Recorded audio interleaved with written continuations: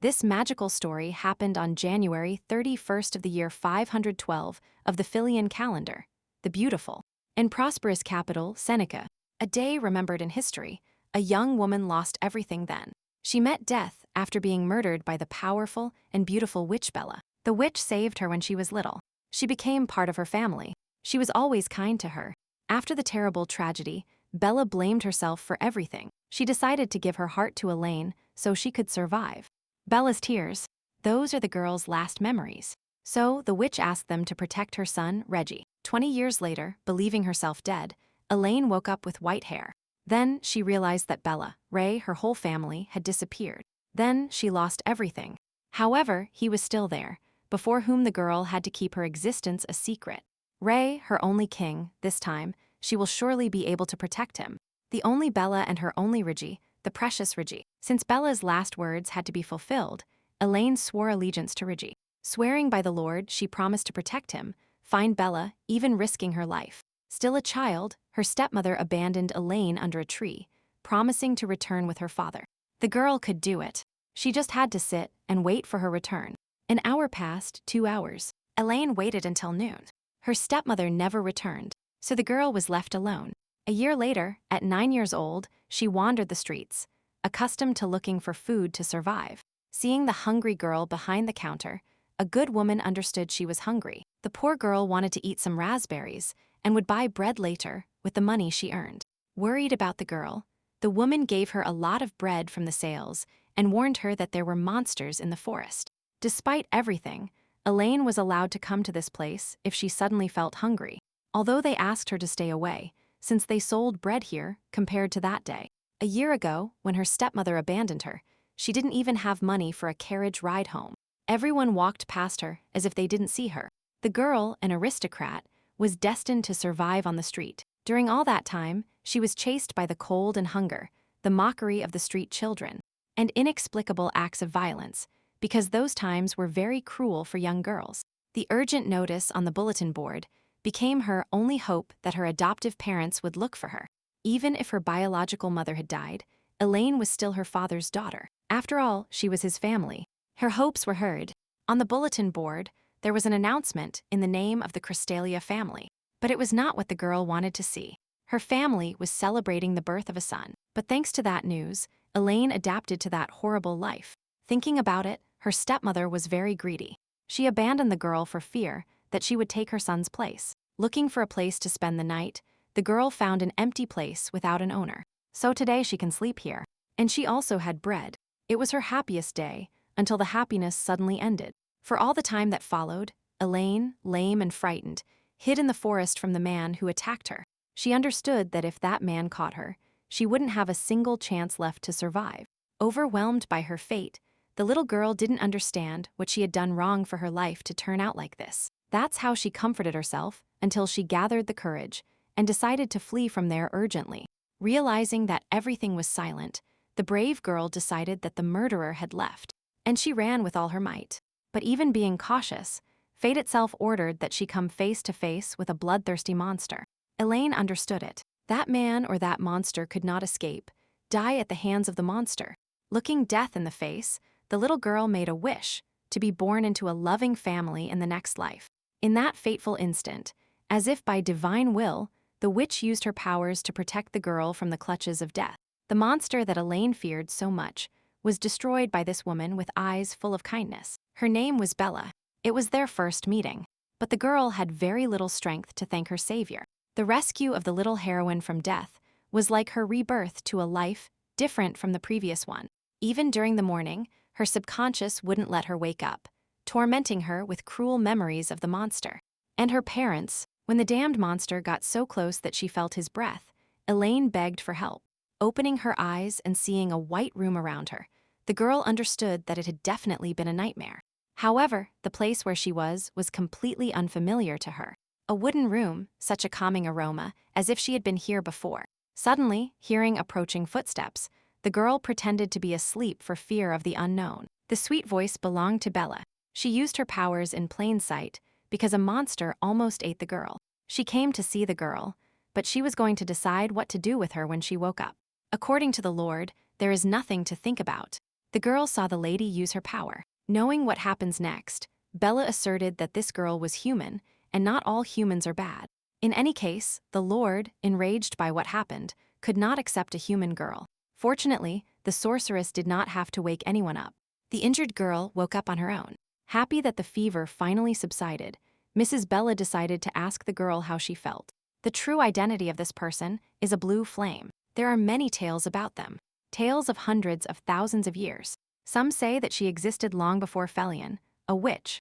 After seeing that woman's incredible abilities before, it wasn't hard for Elaine to guess she was a witch. If people call her a witch, the lady was ready to accept such a fate with pride. When the girl asked her real name, Bella smiled, as it was the first time she had been asked that question. They got to know each other better, but now it was clear that Elaine had nowhere to go. All this time she had wandered the streets, protecting her life from hunger. In that case, since she had nowhere to return to, Bella kindly offered her to stay and live there. Thinking what to do, the girl thought that a witch would hardly save her for suspicious reasons. In the end, out of desperation, the little heroine stayed in that beautiful place with Bella. Since she had nowhere to go back to, she accepted staying with her.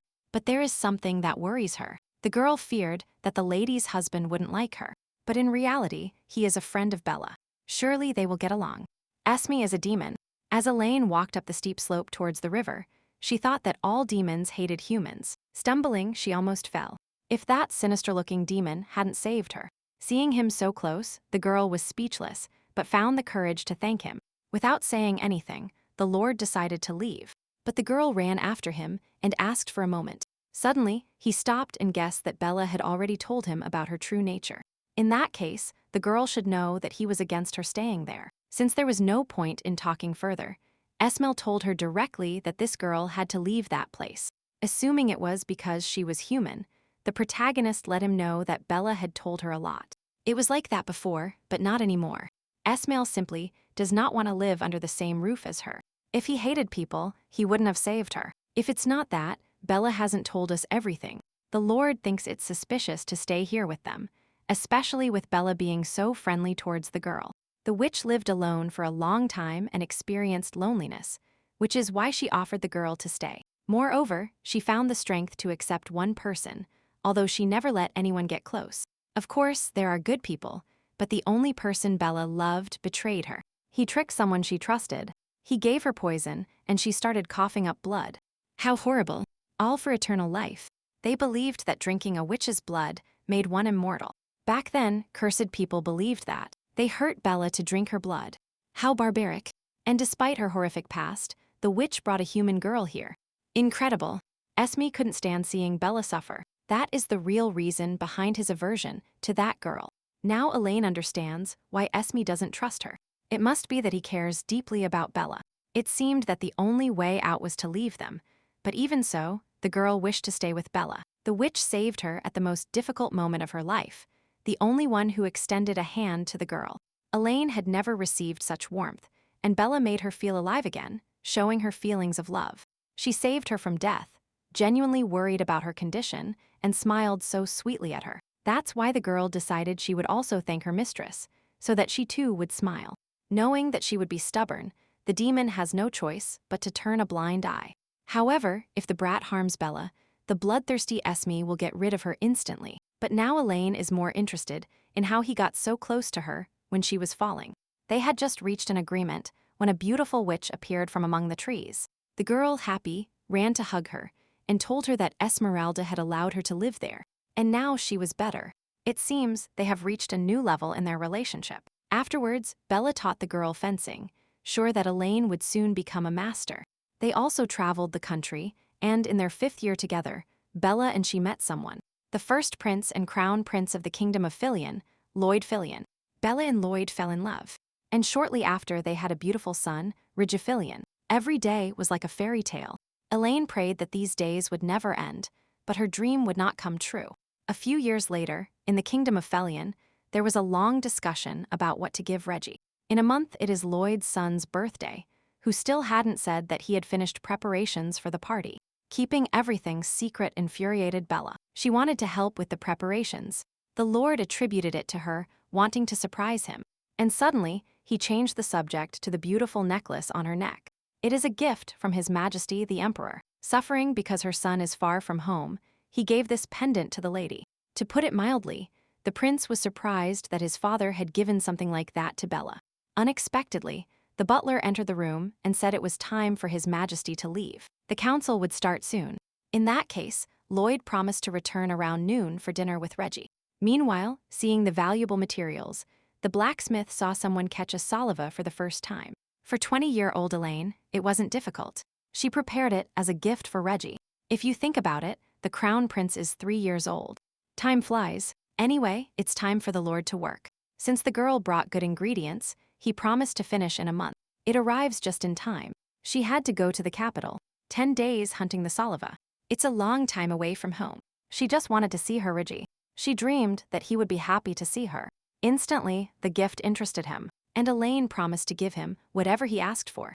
Now that he can ask for anything, Ray didn't hesitate. He wants a warrior's sword, but Elaine cannot give him that sword now. Register is very small, and he understands that. With immense love for her brother, the girl eagerly awaits that day. After lunch, Lloyd didn't arrive, and Bella worried about his lateness. Suddenly, the door was knocked on, and a maid asked for permission to enter and speak. The girl didn't know what to say. Had Lloyd arrived? There was no council today for some reason. She asked other maids, and they all saw him. They were taking him to the central building, to the altar. On second thought, Bella realized that place was only used for festivals. After asking a maid to look after Ray, she promised to look for Dad and come right back. She found it hard to believe she felt dark energy, and the further she went, the stronger it felt. Sure, it was a secret place. She didn't understand where this energy came from. A sinister aura followed her every step, and with every step it grew more intense. The stench of dark energy led her to a terrible place, where she saw something strange happening. Instantly, thousands of questions flooded her mind. What is this place? Who are they? What is happening?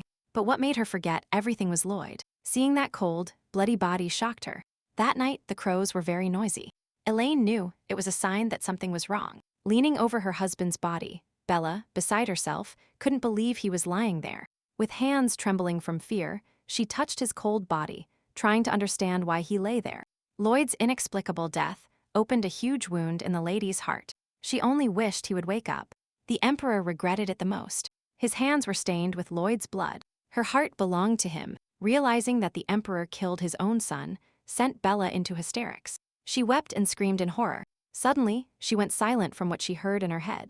Strange voices. Everything around her clouded her consciousness. A terrifying voice in her head ordered her to open her eyes, mentioning the one who tore out the heart. Trying to escape that voice, Bella noticed her necklace rising and shining with a red light. She had seen this before. If a sacrifice is offered, a person can be cursed. It is the dragon's eye. Realizing that the Emperor didn't give her the necklace, with good intentions, the lady decided to take it off immediately. However, she won't be able to remove the necklace after the curse has been cast. Now he will control her body. It is a powerful curse, created with Lloyd's blood. So for Lloyd, the Emperor ordered obedience. In the eyes of Bella, driven mad by what happened, he is just a man who needs to be torn to pieces. A sinister necklace clouded her mind. She cannot escape the voice in her head. It forces her to think about killing. When Elaine was almost there, it became incredibly cold. She saw a strange light in the street. She barely thought something was happening, when suddenly, she saw the courtiers running away in a panic. Fear invaded the heroine. She forgot how to breathe for a moment before the sorcery. What is happening? The magic, which covers everything like sand, surely belongs to Bella. It is her blue flame. In Elaine's head, there was only one question. How did this happen? Bella's fire comes out of the palace. Although being there is very dangerous, the brave girl ran forward, feeling she had to find her mother. The moment the blue flame came out of the palace, the heroine saw Bella acting wild and completely different. A witch possessed by a demon in her head furiously attacked her daughter. The girl was just a target in her eyes. Elaine didn't understand the attack until she saw the burning medallion and realized Bella had lost control. Without losing hope of stopping her, the girl desperately tried to calm Bella down. Without hurting her, but acting on the devilish voices in her head, the witch possessed enormous strength and threw her far away. This got very dangerous. The bloodthirsty witch had completely lost her mind. Faced with such immense strength, Elaine, wounded, didn't know what to do. She was paralyzed. In such an unfavorable position, she needed to think of something quickly, right now. Face to face with death itself, the heroine looked her in the eyes, just as she was launching a blow. The girl felt a sharp pain in her throat, but most importantly, she saw the magical pendant on the witch's neck. After jumping backward, Elaine understood that this enchanted pendant was what had transformed her mistress. So she decided it was the only way to save her mother at all costs, even with her own life. Using the sword aura, the young woman got as close as possible to finally tear off the devilish pendant. The moment the witch pierced her body and touched her heart, Elaine clung to the pendant and ordered Bella to come back. Instantly, the witch's devilish eyes disappeared. She regained consciousness, but it was already too late as the girl gave her life for it. Seeing Elaine's lifeless body fall to the ground, Bella only thought about what she had done. Here the heroine is destined to die. For the last time, she asked Bella for forgiveness. She had arrived too late. On January 31st, the inhabitants of the capital Philion, called the Blessing of the Empire, committed a terrible sin. Understanding that Bella was giving her heart to her, the girl tried to understand the reason and begged her not to do it. Countless times, the young woman repeated her name, but the witch vanished with the first gust of wind. Bella only blamed herself for the death of her beloved Elaine, but it was already too late to regret it. And that was the reason why the witch gave her heart to the girl, although the heroine didn't want it at all. Perhaps Bella has no right to say this when saying goodbye, but she asked Elaine to protect her Reggie. Upon waking up in her own body, the heroine understood that she was alive, although she was sure that the witch had pierced her body. Then she understood that her mistress had truly sacrificed her heart to save her. Searching for an answer as to why Bella did this, the pain of loss tightened everything inside. The girl had lost her family. Bella was always kind to her, but Elaine is not the person she should have saved. Suddenly, the girl remembered the pendant she broke, after which Bella came to her senses. But when Elaine wore it, there was no problem. The magic circle drawn on the pendant and its magic, the same one that emanated when approaching the palace. The heroine does not remember it exactly, but all this now makes no sense. Not knowing who turned Bella into this, Lady Elaine would risk her life to find the culprit. Maybe someone tricked Bella, someone who needed a witch's heart for eternal life. The protagonist knew that if the objective was the heart, it would be easier to neutralize the witch. She hasn't progressed much, but there are no seals. What happened to Spell Lloyd Liched? She doesn't know. Nothing remains of the Imperial Palace. Everything around her is in ruins. As if that wasn't enough, Elaine unexpectedly ran into a pack of monsters in a quiet field. There weren't that many monsters in the Empire. Surely they appeared here because of what happened.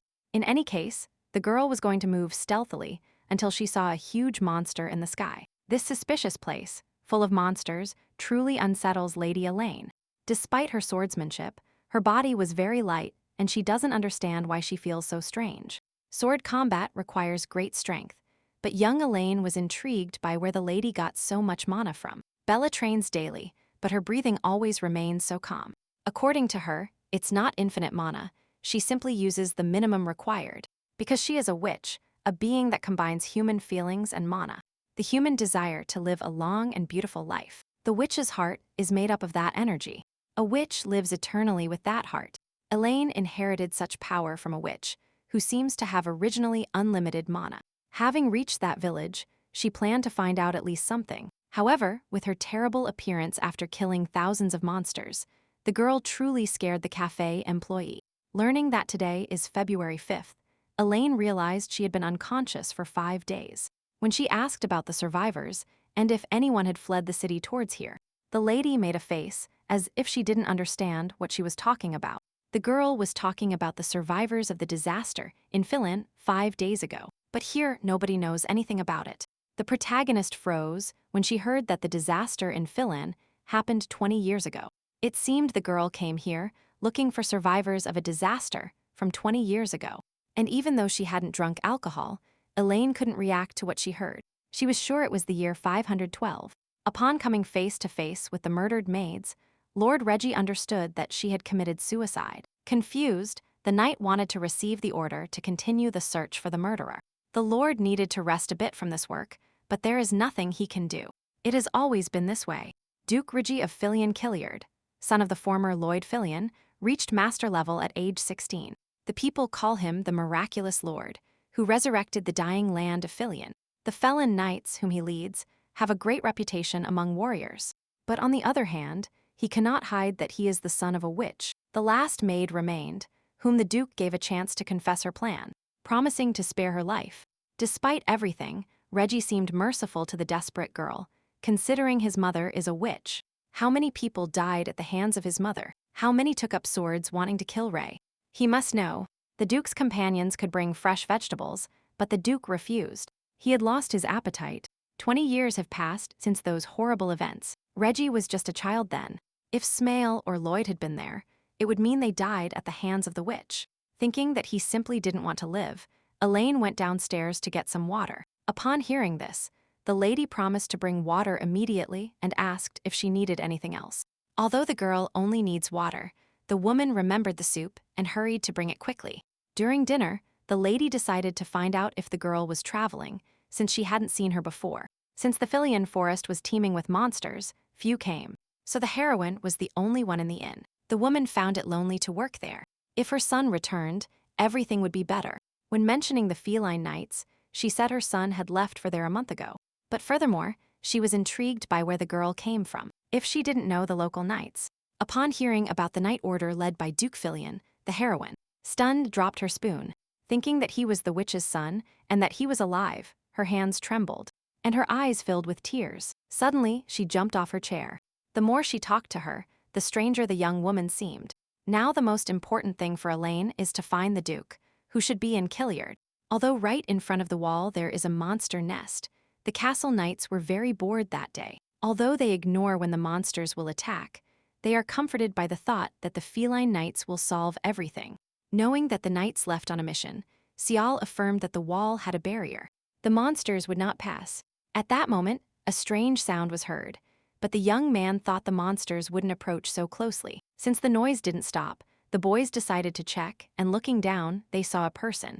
Then, finally getting their attention, Elaine kindly asked them to open the gates.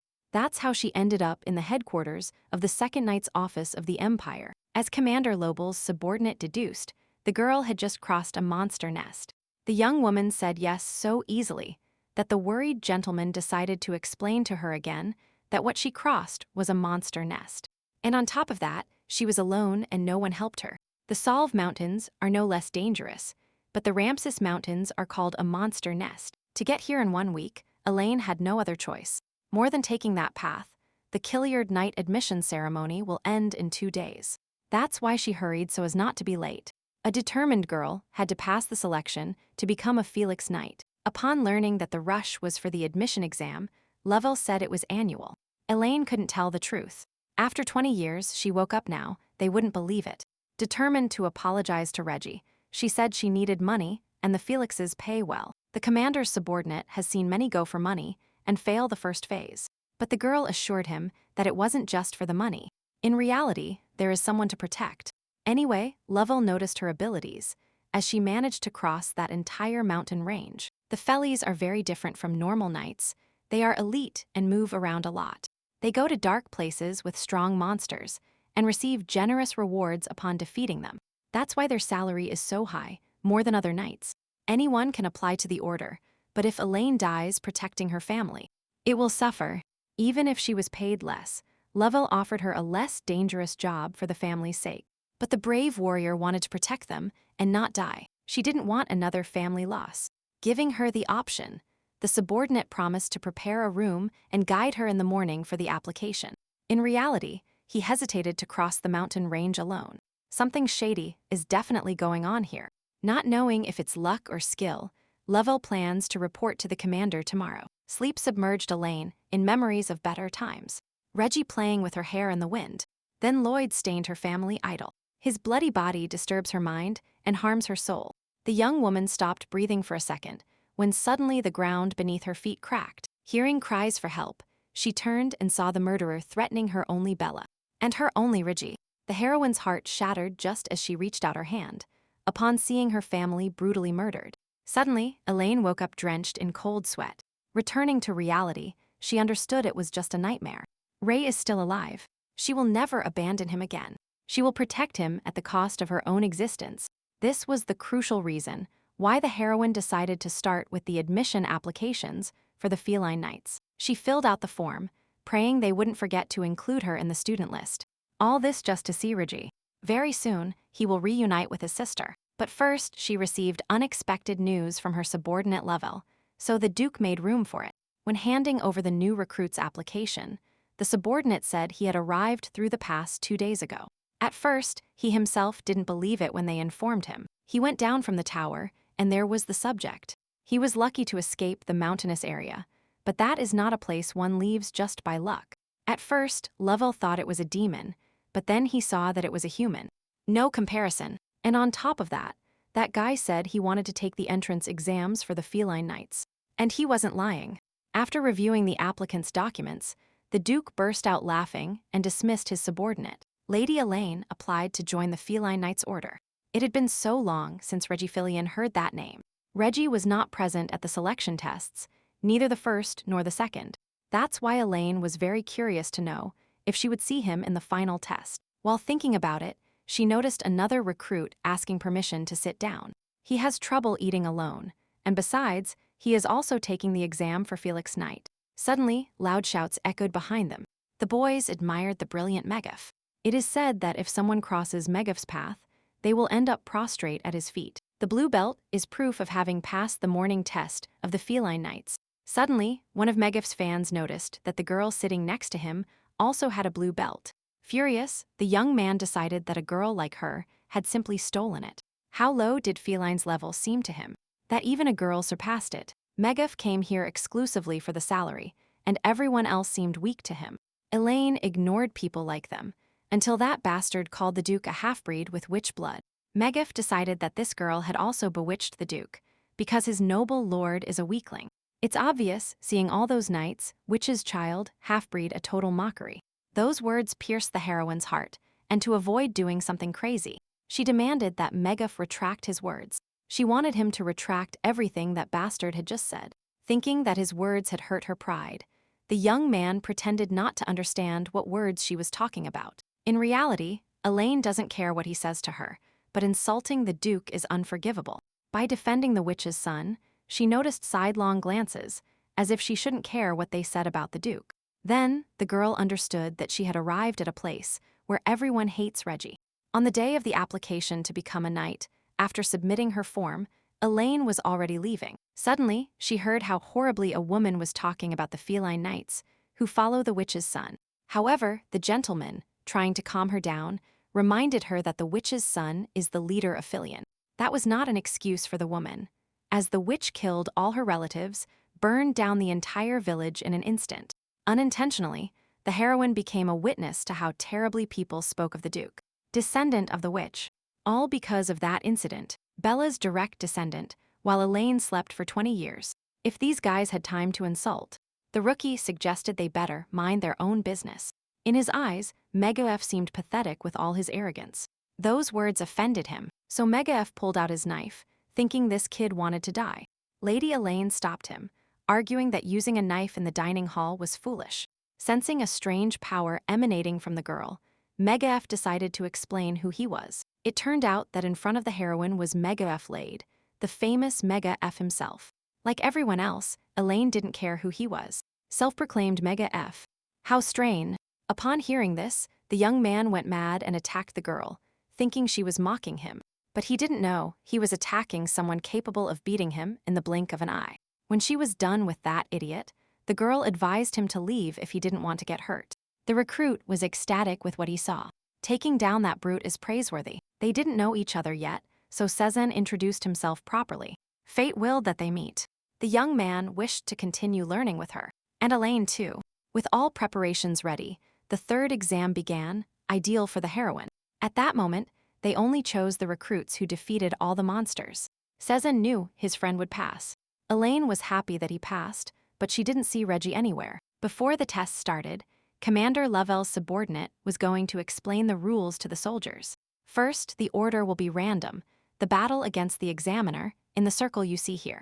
If you step out of the circle or cross the line, or lose in 1 minute, you will be disqualified, and you will fail the test. The moment the recruits could ask, Elaine only cared if the Duke would come to the exam. Suddenly, everything around her seemed to freeze. She saw in front of her a man whose voice was so familiar to her. Precisely Duke Filion, the man who will be the examiner for the test, so he is here. Assuring herself that this man is Rigi, the heroine didn't even think he would grow so much. The leader of the feline knights, Rigi Filion, the students will fight against him. He came here as an examiner. Before starting, he asked the young people not to worry and to show him their skills. Then Lovell asked all participants to wait for their turn in the waiting area, inviting the first participant, Heiser Tage. Anxiously awaiting the fight with the Great Duke, the brave Heiser immediately launched a frontal attack. He barely managed to get too close to the opponent when the Lord immediately took down the enemy. And through his sword, the powerful Duke Rigi is very strong. It seemed impossible to last even a minute in a duel with him. Thus, the exam participants continued to be eliminated one after another. They turned out to be insignificant and weak. Finally, it was Elaine's turn. The brave girl advanced onto the battlefield without hesitation. Looking Ray straight in the eyes, the heroine could not reveal her true identity. She crossed the monster's den alone. She arrived fearlessly at the final exam. That's why the Duke was sure it was Elaine. Both ready, the duel began. No one else knew the history that bound them. As children, they practiced training fights. Ray was too small then. He was only 3 years old, but he didn't want to wait to grow up. He dreamed of being like his sister. So Elaine made him promise he would learn swordsmanship, but never against his family. That's why Rigi's sister took responsibility and decided to teach him swordsmanship. She also swore to keep her promise, wanting to protect her brother, just as he protected his family. Now, facing her brother in battle, she realized she hadn't kept her promise. Ray grew up alone, far from her, and that was the worst thing she could have done to him. When their swords clashed, the Duke, with determination, thought the girl's sword wouldn't hold up. However, against all odds, the heroine didn't lose hope and forcefully threw her sword aside. She herself didn't know what she was doing. Everything has a limit. Less than 20 seconds remained, but the question is, will her sword hold up? It seemed that with such a weak sword, the girl wouldn't last, and underestimating her weapon was a big mistake. As expected, Elaine's sword was too weak for the Duke's weapon. It didn't hold up and broke. Despite this, the girl desperately kept resisting, determined not to let Rigi destroy her fervor. At that moment, seeing not insignificant talent in the girl, the Duke praised her, and he opened the way for her to the Knight Squadron. Upon hearing that she had passed the admission exam, the heroine couldn't contain her joy. In a short time, out of numerous participants, the few best recruits for knights were selected. They were all standing before the great feline Duke. The feline knight's ceremony was about to begin.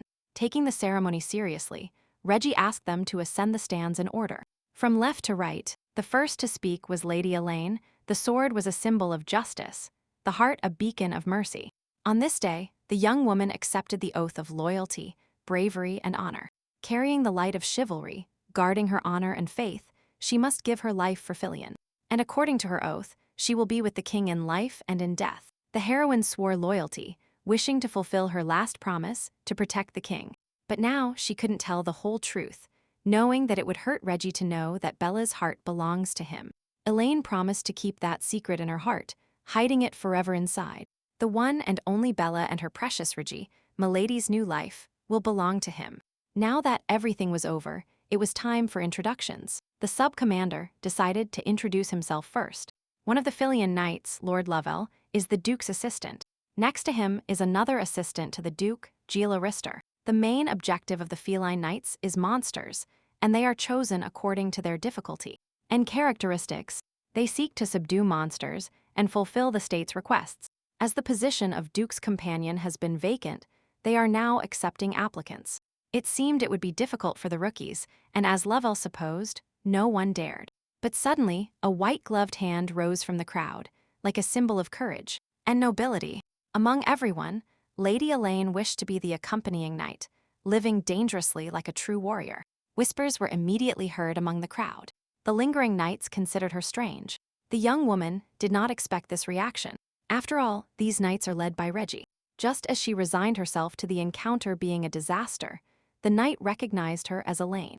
After the ceremony, Cezanne couldn't believe she was accompanying the Duke without knowing what she was getting into. But she didn't find it strange that the feline knight escorted the captain. In the middle of the conversation, a female voice interrupted. It was Sir Cezanne Weston's fiancée. Happy to see him, Sophia Rossley reminded him that she was 1 year older and completely ignored Elaine.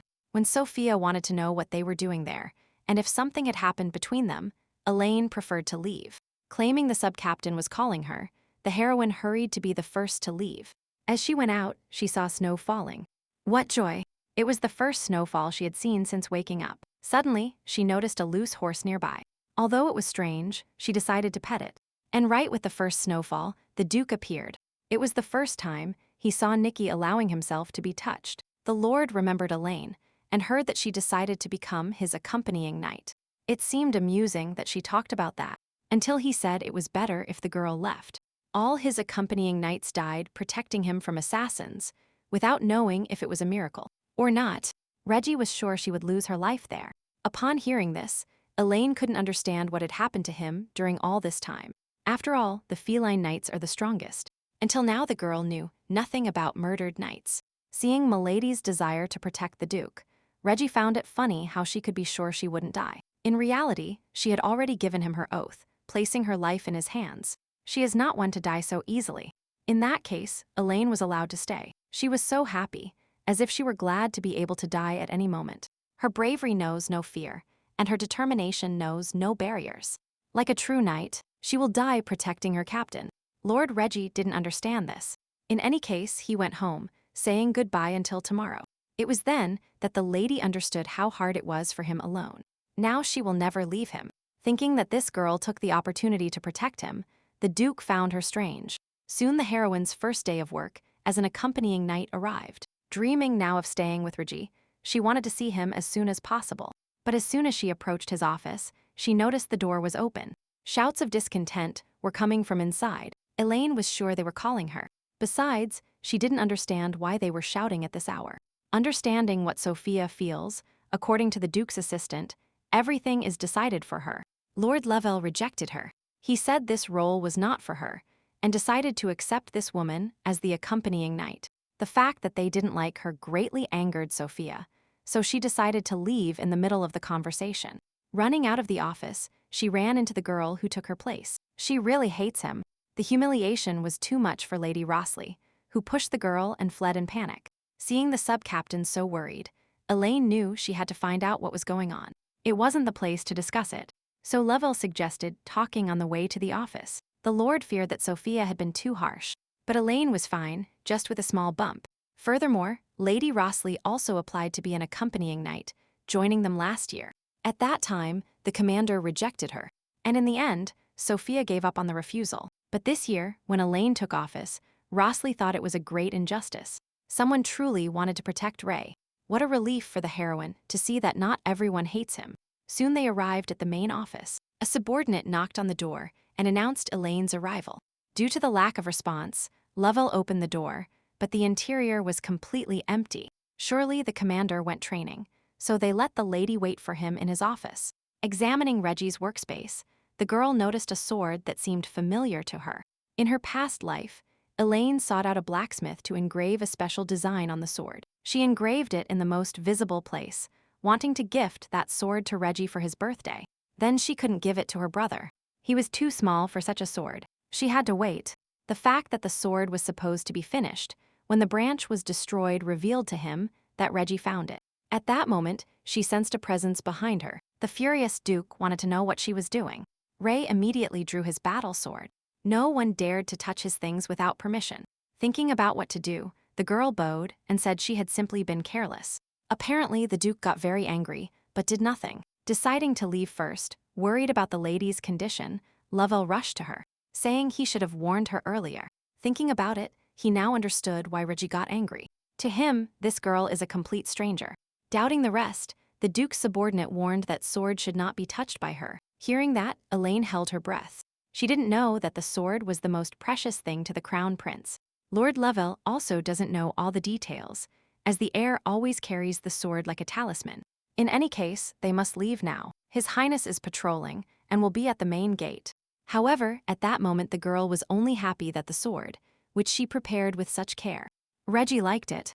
The first time Registe encountered his weapon was on a completely normal day, when Walter suddenly brought him something. Upon seeing a precious sword, with an engraving in the elegant case.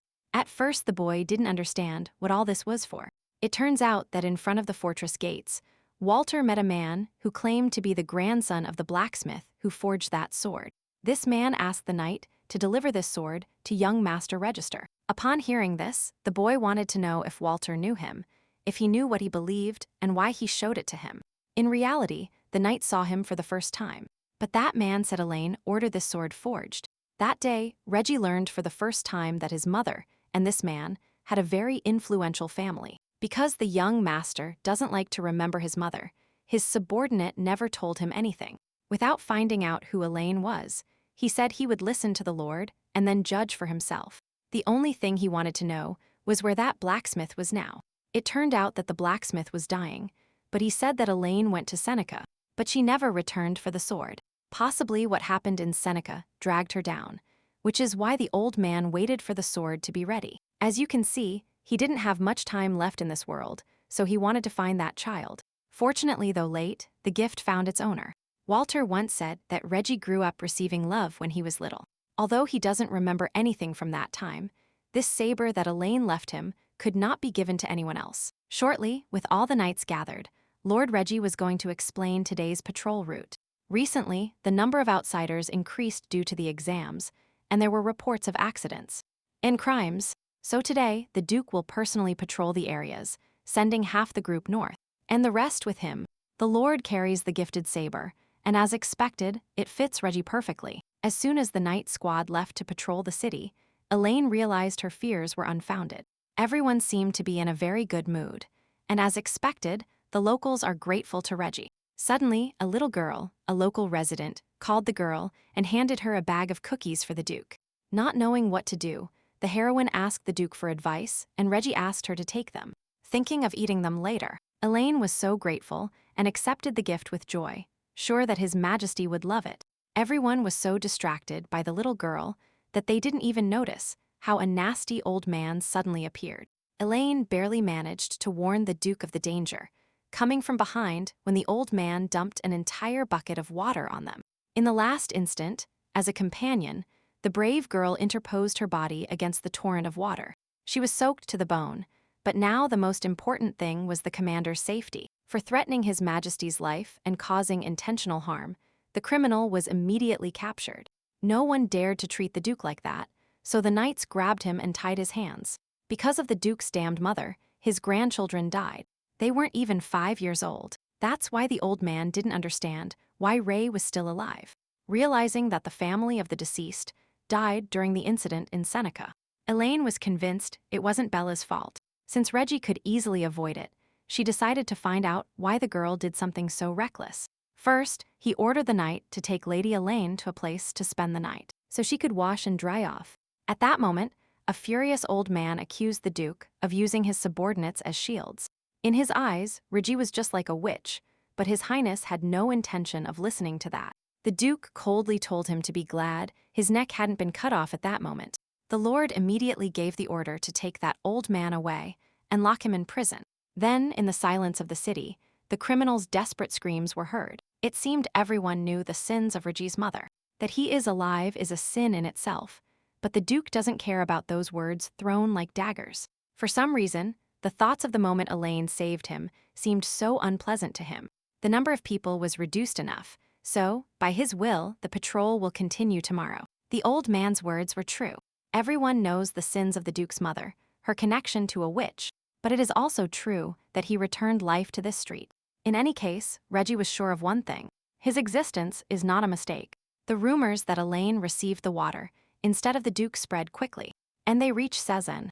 He was so worried about her that he attacked her with accusations, but the girl assured him everything was fine. Even though she is an escort, Cezanne didn't understand how she could risk her life so much.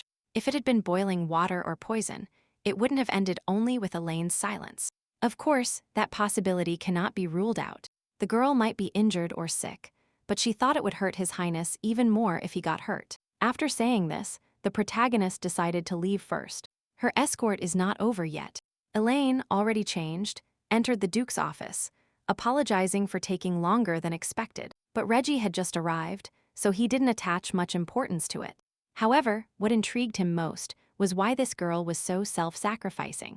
Upon hearing that she was his escort, the Duke realized that the question was silly. It seemed he was starting to suspect what was wrong with her. She exposed her feelings too much. Lord Fillion was so engrossed in his thoughts that he didn't notice he had spilled ink all over the table. Seeing the girl's worried face, he asked her not to worry, that he would just rewrite the documents. But the papers weren't what mattered.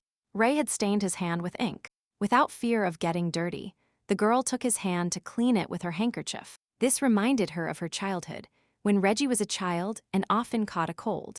Elaine had no choice but to always carry a handkerchief with her. She thought that now that he had grown up, she would have the chance to use it, but she was wrong. As the Duke pointed out, this handkerchief cannot be used now, but that is what it is intended for. When everything was ready, the lady advised him to clean the remnants of the stain with running water. Experiencing truly strange feelings, Reggie felt for the first time that he was being treated like a child. After that, there were a few quiet days. The heroine observed Regist's work, until one day, an event occurred that no one expected. That day, after thanking the escort for her good work, the Duke said goodbye until tomorrow. Fortunately, nothing unusual happened today either. Elaine hoped everything would remain this way, quiet, without any incident. She believed everything would be fine, until she suddenly ran into a terrified maid in the hallway. The young woman recognized Lady Elaine's companion. She was confused and asked for desperate help. It turned out a strange sound was coming from another wing, so the maid suggested they go investigate together. When the noblewoman agreed, the maid's confusion instantly turned into jubilation. As if she expected it, the sound was truly sinister, so the protagonist had no idea what was happening there. As soon as they turned the corner, Lane felt the blow of a sword. Fortunately, her reaction allowed her to defend herself. Feeling the danger, the maid trembled with fear and stayed behind her mistress. Paralyzed by terror, Elaine couldn't believe that by coming here, several people were waiting for her.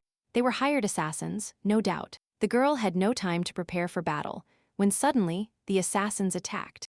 With throwing knives, with all her might, the protagonist tried to defend herself, but the enemy's push was too relentless. Seeing the enemy's sword, from the master himself, she didn't believe there was a master among the mercenaries. Whoever wields it must be extremely strong. Surely Ray is their main target, there is no doubt. Like a scorching wind that destroys everything, the warrior cut her way through them, with her deadly dancing sword. In the blink of an eye, she dispatched all the mercenaries, except one, leaving him stunned. The masked young man couldn't believe his eyes. He was sure she was a novice in the order. The only important thing is to silence the enemy. So Elaine stabbed him under the ribs. She was going to leave him alive. She had to find out who the hell was behind this whole mess. Just when she thought everything was fine, she heard a strange noise coming from elsewhere. She shot off without thinking. As soon as she realized the sound came from Ray's room, Elaine burst into his office. A maid was about to finish off the Duke like a traitor. Fulfilling her duty to protect her captain, the brave lady attacked and knocked down the cruel maid. Then it became clear that the maid was with them. But the important thing is that the Duke is safe now. Reggie declared that mercenaries had also burst into that room. Then the companion saw bloodstains on his clothes.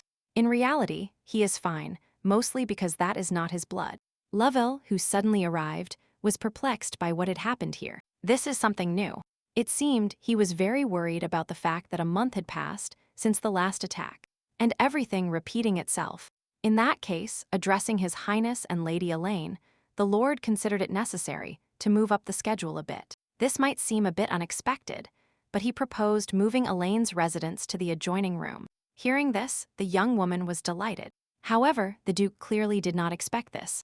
As expected, despite Reggie's displeasure, she was willing to move right away, assuming all responsibility. Still, His Highness was very surprised. But in this situation, it was strange to talk about protocol. Lord Lovell reports that the Duke's guardian knights have fallen, and they must act fast. He is still in danger. Reggie felt they were conspiring against him, and didn't believe Milady wanted to change rooms so much. Since she really wanted it, the master allowed them to do as they wished. It would be great to run out to pack, but first they had to clean the lobby. That night, when the mercenary finally woke up, the Duke was preparing to remove his gag. The young man felt terrible, and first decided to find out how many days had passed since his confinement. Reggie was astonished to hear that, as not even an hour had passed. It turned out that woman was so strong that the mercenary believed he had been unconscious for days. Upon learning from the companion that the young man reached master level, the Duke wanted to know who ordered him to do it. The assassin believed the master was asking despite knowing, ignoring the number of masters on the continent. In reality, Lord Fillion is testing his theory. He is interested in whether the young man will betray the one who hired him. If that bastard bites his tongue and dies right now, the Duke won't say anything more, giving him the choice of his death. However, if he confesses, Reggie will forget this attack. Doubting the truth, the mercenary thought this guy was trying to get a confession only to kill him afterwards. But that means the Duke will keep him alive until he confesses. Wishing above all to escape this prison, even if it was risky, the young man agreed to tell everything. At that moment, his face was splattered with blood, feeling intense pain. He saw the tip of a shoe digging into his throat. It's absurd. The maid couldn't believe her companion gave in to the enemy's pleas. That's why she thought you shouldn't use a master motivated by money. The man she serves never imagined such betrayal, so she created an assassin squad. The squad only has people who hate the Duke. It's just a temporary force bought with money. Many hate Reggie and want to kill him. He will not defeat his master, even by gathering those traitors. After this, the maid swallowed the poison she hid in her mouth. Now all the culprits are dead. Thinking it is useless to investigate who it was, Reggie considers this terribly bad. Finally, after gathering all her belongings, Lady Elaine wanted to check that she wasn't forgetting anything. The mere thought of living in the room next to Reggie brought her great satisfaction. Hoping he is safe, the young woman suddenly ran into Cezanne on the way. He heard about last night. They say it was mercenaries. That's why he was worried that everything was fine. A weight was lifted from him upon learning that Elaine is fine. Cezanne has been worried about her since she became a lady-in-waiting. Suddenly, in front of the bulletin board amidst the crowd, that woman appeared. She recognized Lady Elaine. Sophia commented that despite the tough day, her mistress looked quite well. She also hoped to accompany the Duke after the trip to the training camp. News the heroine heard for the first time. Cezanne said that a notice for 3 days of training had arrived. Feline knights always exercise at this time. Believing the Duke was having a hard time, Lady Sophia feared the companion wouldn't measure up, and an accident might occur. She wasn't saying Lady Elaine was incompetent. She was just afraid that something like yesterday could happen again. According to Miss Rossley, Lady Elaine is the companion approved by His Majesty. Hearing that, the heroine couldn't believe Lady Sophia held such a high opinion of her. In that case, she promised to work even harder from now on to protect His Highness. Considering that woman very strange, Sophie suggested they meet at the camp. From the first day, she watches how Elaine performs as an escort. If Lady Rossley has such a high opinion of her, the heroine must try even harder with Reggie. When she knocked at the office, no one answered, and it was completely empty inside. She needed the Duke's keys for her new room, so she decided to wait for him. It seemed strange to her that he was late, as nothing like this had ever happened before. Just in case, she went to the room, but saw the door open in the hallway. Terrible thoughts invaded Elaine. Murders and things like that always happen. It could happen again. Fearing it would happen again, the desperate girl burst into the room shouting. But at that moment, she saw the handsome man laughing with his torso bare. Everything had worked out. Feeling a rush of emotions, the embarrassed Elaine ran out of the Duke's bedroom. Just as expected, she suddenly slipped and almost fell. But Ray caught her at the last second. When their eyes met, the master again felt that look full of inexplicable feelings. Blaming her anxiety, the young woman ran out and this time closed the door behind her. It seems Lady Elaine has lost her mind. No matter how worried she is, she cannot burst in like that. Reggie is already a grown man. He is 23 years old, which means it's time to start a family, to marry. The protagonist couldn't imagine it. Maybe it's because she got used to little Reggie. Someday someone will be his beloved, no matter who it is. The important thing is that the young man is happy. At that moment, the Duke poked his head out the door, already dressed. He guessed that the young woman had gone for the keys, so the lady apologized for what happened. She hadn't knocked before entering the room. In reality, Reggie was surprised, but he knew she didn't do it on purpose. So everything is fine. Upon learning that Elaine left all her things in his office, the Duke proposed going to fetch them. Thinking about how to ask why she was late, the girl decided it would be too bold. As if hearing her thoughts, Ray said he had fallen asleep. There's nothing strange about it, as Elaine kept staring at him with a look as if she wanted to ask something. At the mere thought that it was strange for him to have fallen asleep, His Majesty smiled. And it was the first time. To tell the truth, he had nightmares. He woke up a bit later than normal, and was late because he was taking a shower. The fact that he was sweating meant he had a horrible nightmare, one that has tormented him for a long time. With this, the Lord proposed ending the conversation and getting down to moving things. But even then, Elaine couldn't stop thinking that he had the same nightmare constantly. The Duke didn't reveal details, but the dream must be related to the Seneca incident. If it is such a terrible nightmare, it is better that it didn't exist. The girl felt she should find herbs so he could sleep better. Now she wanted to take care of him. A few days later, with everything ready, it was time for the feline knights to depart. On February 22nd, the feline knights left Killiard for a 3-day training. They had been walking for 3 hours, but they weren't arriving, and Cezanne seemed very tired. Abel, who entered service at the same time, didn't understand how he had become a master with such stamina. Suddenly, the group stopped. They had finally arrived, although they seemed to be on a path in the forest. In reality, in front of them is a cliff with a waterfall, and their camp is on top. Not only do they have a long way to walk, but from now on, they will have to climb the cliff. And the 7 who arrive last, by order of the Duke, will have to enter the water.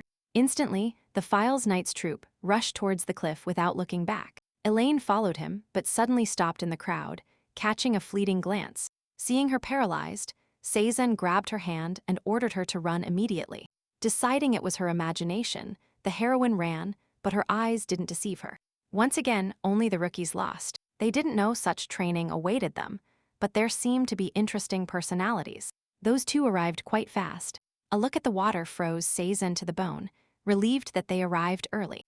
Elaine didn't know what rank she finished in. She paid no attention to it. She would have arrived first if she had used all her skills, but it's better not to stand out.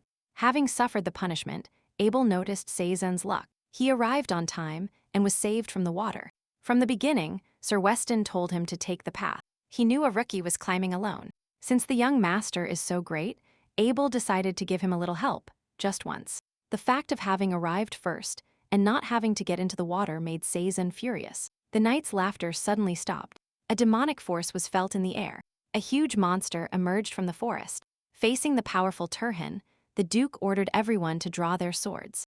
It seemed strange to Elaine that a monster living in warm areas would appear in such a cold place. Determined to fight, the Duke ordered that only 5 cover him at the front and the others wait. Just as Richai lunged to attack, a knight blocked his path, begging him to stop. Insisting that they shouldn't kill the monster, the young man explained that they would be in serious trouble. The desperate knight stood in front of the monster, although it was dangerous and everyone yelled at him to leave. The monster was behind him, but he couldn't move. If he moved, the others would kill the monster. Not caring about the commander, the boy refused to leave, insisting it was impossible. At that instant, the furious monster struck the ground where the boy stood, shattering it completely. While thinking what to do, Reggie saw Lady Elaine running towards him, visibly agitated. As an escort, she was worried, but the Duke was fine and furthermore asked for discretion. In reality, that young man shouldn't raise suspicion. He was just a normal mage, although everyone misinterpreted him. With a snap, the young sorcerer seemed to send the monster to another dimension, and he sighed with relief. But he didn't think the Duke would let him go so easily. To prevent his escape, Reggie pointed his sword at his neck. Sinking the sword into his skin, His Highness demanded to know where the young man had sent Turhan. Under pressure, the mage confessed to sending the monster to his laboratory in the forest, where he experimented. Knowing that mages are a bit strange, according to rumors, the Duke hesitated. Was he on the dark side? Swearing that was impossible, the mage was willing to provide proof. Seeing the insignia in his hands, Ray instantly knew it was from Halong. It is awarded by the Halong Royal Sorcery Academy, a special insignia for final year graduates. His name, Nathan, is engraved on the back. Weighty proof for them to believe him. But according to the Duke, checking that his name is engraved can only be verified in Halong. Since proving it would be more difficult, Nathan used his magical powers to escape from there. In a panic, Lord Reggie wanted to stop him, but it was too late when the mage teleported. And although Lane was going to pursue him, the Duke ordered to forget it, planning to contact the academy. Besides, it will get dark soon. By then the group must get food for 3 days and return before nightfall. If they hadn't miscalculated, they returned by nightfall, managing to get meat for dinner. The goal of this training camp is for recruits to adapt to any situation. Furthermore, by creating bonds here, the rookies will overcome the barrier between veterans and peers. The commander only hopes that everyone understands and supports the new members. When dinner time finally came, Elaine approached the Lord and offered him meat. Fearing the Duke would have trouble eating a large thigh because of the bones, she took a smaller one just in case. What Lady Elaine was doing right now seemed crazy to the whole team. Looking at her, a furious Sophia didn't understand how she dared to treat His Highness like a child. Insisting he was no longer a child, Ray asked his companion to eat it herself. The heroine had to silently accept that the Duke was already an adult. Thinking about it, the sorcerer they saw during the day, Elaine was sure he was the director of the Royal Hylon Academy. 20 years ago, this was a famous magic school. Many mages from Elaine's kingdom graduated there. Then it occurred to her that someone from Halong might know something about the Seneca incident. Since everyone took the same course, possibly this enigmatic sorcerer even knows about this magic gem. Late at night, when everyone went to bed, the heroine decided to leave before the night guard arrived. Staring intently at that girl, Sophie was very curious to know where the hell she was going at this hour. On the way, Elaine couldn't stop thinking that Nathan's teleportation trail had been verified during the hunt. She couldn't finish her thought when, suddenly, she stopped abruptly. In front of her was a precipice. A few hours ago, everything was different. The trail suddenly ends at this place. To check, the girl threw some stones down, but was dumbfounded to see them floating on the surface of the precipice. As expected, it's just an illusion, a well-created space that transforms before her eyes into a cave. It turns out that the results of the experiment are very interconnected. According to the theory of the relationship between humans and monsters, Nathan only needed Sacharon. Elaine's appearance was truly unexpected. The mage forgot how to breathe when he saw her.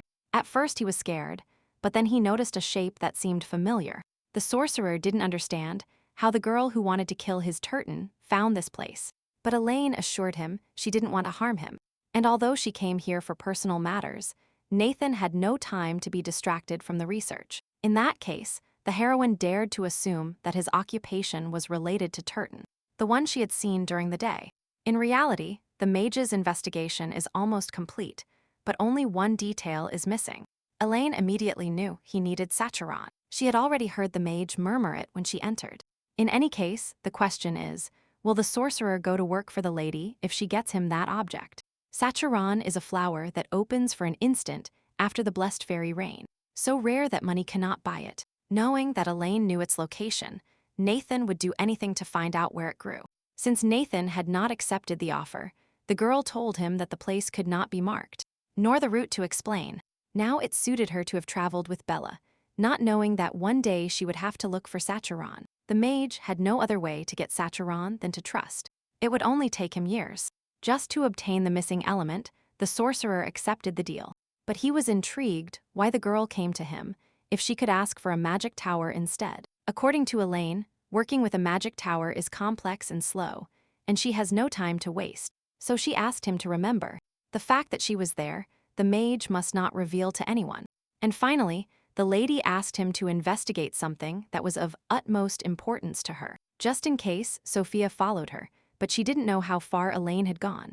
She considered it vital to find out what that girl was plotting and inform His Highness. Searching for the young woman, Lady Rossley stumbled upon a mysterious cave, and her mind filled with doubts. The protagonist never imagined that Nathan, whom she met by chance, would be so useful. Seeing her at the entrance, Sophia understood that she had been there the whole time. Elaine's movements aroused suspicion, so Lady Rossley followed her and demanded explanations. It seemed strange to Sophia that the Duke's escort would abandon the camp in the middle of the night without a word. It's not hard to guess that there must be something inside the cave. The protagonist knew that if she was caught talking to Nathan and Register found out, she would pay dearly for it. Just as Sophia decided to enter, she felt an electric shock that threw her backward. It was obvious that the illusory magic had dissipated and turned into a magic barrier. Faced with something inexplicable, Sophia demanded to know what they were plotting and what they were hiding. As the Duke's escort, the girl could not reveal anything, following confidentiality orders. Even if it's a lie, Lady Sophia is a fervent follower of the Duke, so she won't inquire further. That's why Elaine asked her to end the circus and return to the camp, as she would gain nothing by following them. However, to Lady Rossley, everything seemed like an attempt at intimidation, hiding behind His Highness. That His Highness allowed this girl to accompany him changed nothing for her. Asserting that the Duke hated her, Sophia told her to measure her limits. If she still occupied that place until last night, as if accepting her defeat, Rossley fled, leaving Elaine alone with the idea that Riggy hated her. 2 days after the morning pass, the protagonist received the order to gather 30 people for an assembly. She wanted to help the Duke, but remembering Sophia's words, she decided to ask if he found her annoying. The girl simply became curious. Did King feel uncomfortable with her? As soon as the Duke could say he wasn't bothered, Elaine hugged him, filled with happiness. It was a great relief for her, as she feared he truly hated her. In any case, now it's time for them to prepare to leave. Thus, after finishing a 3-day training, the Boleyn Knights returned to Killyard, and 2 days later, they received a message. The message, sent from Wallendorf County, requested an investigation into a disappearance on the estate. On the Wallendorf County estate, Count Wallendorf in person kindly received the knights. He had been waiting for them. He asked for help, but he didn't imagine His Highness would come in person. It is their first meeting since his birthday. Extending his hand for a handshake, the Count openly displayed a ring on his finger, which greatly tensed the Duke. Following the disappearance of several individuals on the estate, the Count requested help 15 days later. Evidently, he ignored the search requests because the missing people were simple commoners. Now he asks for help because the cat he raised has disappeared. It's completely absurd. The number of missing people doubled due to the Count's delay, something that would have been avoided. Of course, Sir Filion was going to find Beatrice, but the first thing is to search for the missing people. The first thing he did was ask to be shown the map of the East Forest that is mentioned. According to the villagers, a farmer working near the East Forest suddenly stopped. Straightening up completely, he went into the thicket as if possessed and a figure disappeared. Then, the Duke warned that it could be a monster that clouds the mind using hypnosis. According to the map, there are missing people in 3 places: the lake, the village, and the riding area. Since it is not clear where the monster might be, Filion proposed splitting into 3 groups. He and Elaine would go to the lake. The remaining people divide in half. 3 head to the village, the rest to the riding area. I doubt it will be necessary, but if things get ugly, the Duke authorized the use of the red flare. In case the knights see the signal, they must head there and help whoever needs it. There was a monster in the training camp, but now Elaine feared how many there would be this time. She didn't want Ray to get hurt. He told her not to worry about it, but the lady didn't want him to be in danger. However, he made the decision. His sister couldn't protect him for 20 years, so he decided not to intervene now. He is left to cover and support him. This is all for his own good. Suddenly, the direction of the airflow changed. The heroes heard a song that enchanted their minds. As soon as Reggie ordered them to cover their ears with magic, several magical forest creatures surrounded them. Elaine instantly knew it was Lamia, the main culprit for all the disappearances. Lamia is a monster with the ability to sing hypnotic songs in snake language, charming people with her voice. Drawing his sword, the intrepid Asher prepared to fight back-to-back with Elaine. They had to be destroyed to the last one. Fighting together, the heroes tried their best to finish off the bloodthirsty monsters. There were many of these creatures, but they weren't too strong, so dealing with them wasn't difficult. When it seemed like everything wasn't going so badly, suddenly, in the distance, a red flare appeared. At another point, in front of an unimaginably huge monster, the knights couldn't understand what it was. Their enemy is Lycios, a top-level snake-type monster. Probably its hibernation was interrupted, and that forced it out. Cezanne didn't expect to run into him at this time of year. No matter how strong they are, this monster is too much for them. But a girl from the team suggested quietly retreating and joining His Highness to ask for reinforcements. At that instant, a hiss echoed from the forest, and a worried Cezanne stared fixedly at the thicket, expecting something terrible. The heroes were surrounded by Lamias, multitudes of bloodthirsty creatures, and full of teeth, capable of controlling their minds. Only when the big and terrible Lycios rose above the ground did the knights realize they had a big problem. Seeing Lycios on the way to help, Elaine immediately knew why the boys had used the flare. When help finally arrived, the team members did not lose hope, desperately climbing the snake to kill it. First, we have to attend to the wounded. It seemed Sir Cessan wouldn't even be able to report the situation.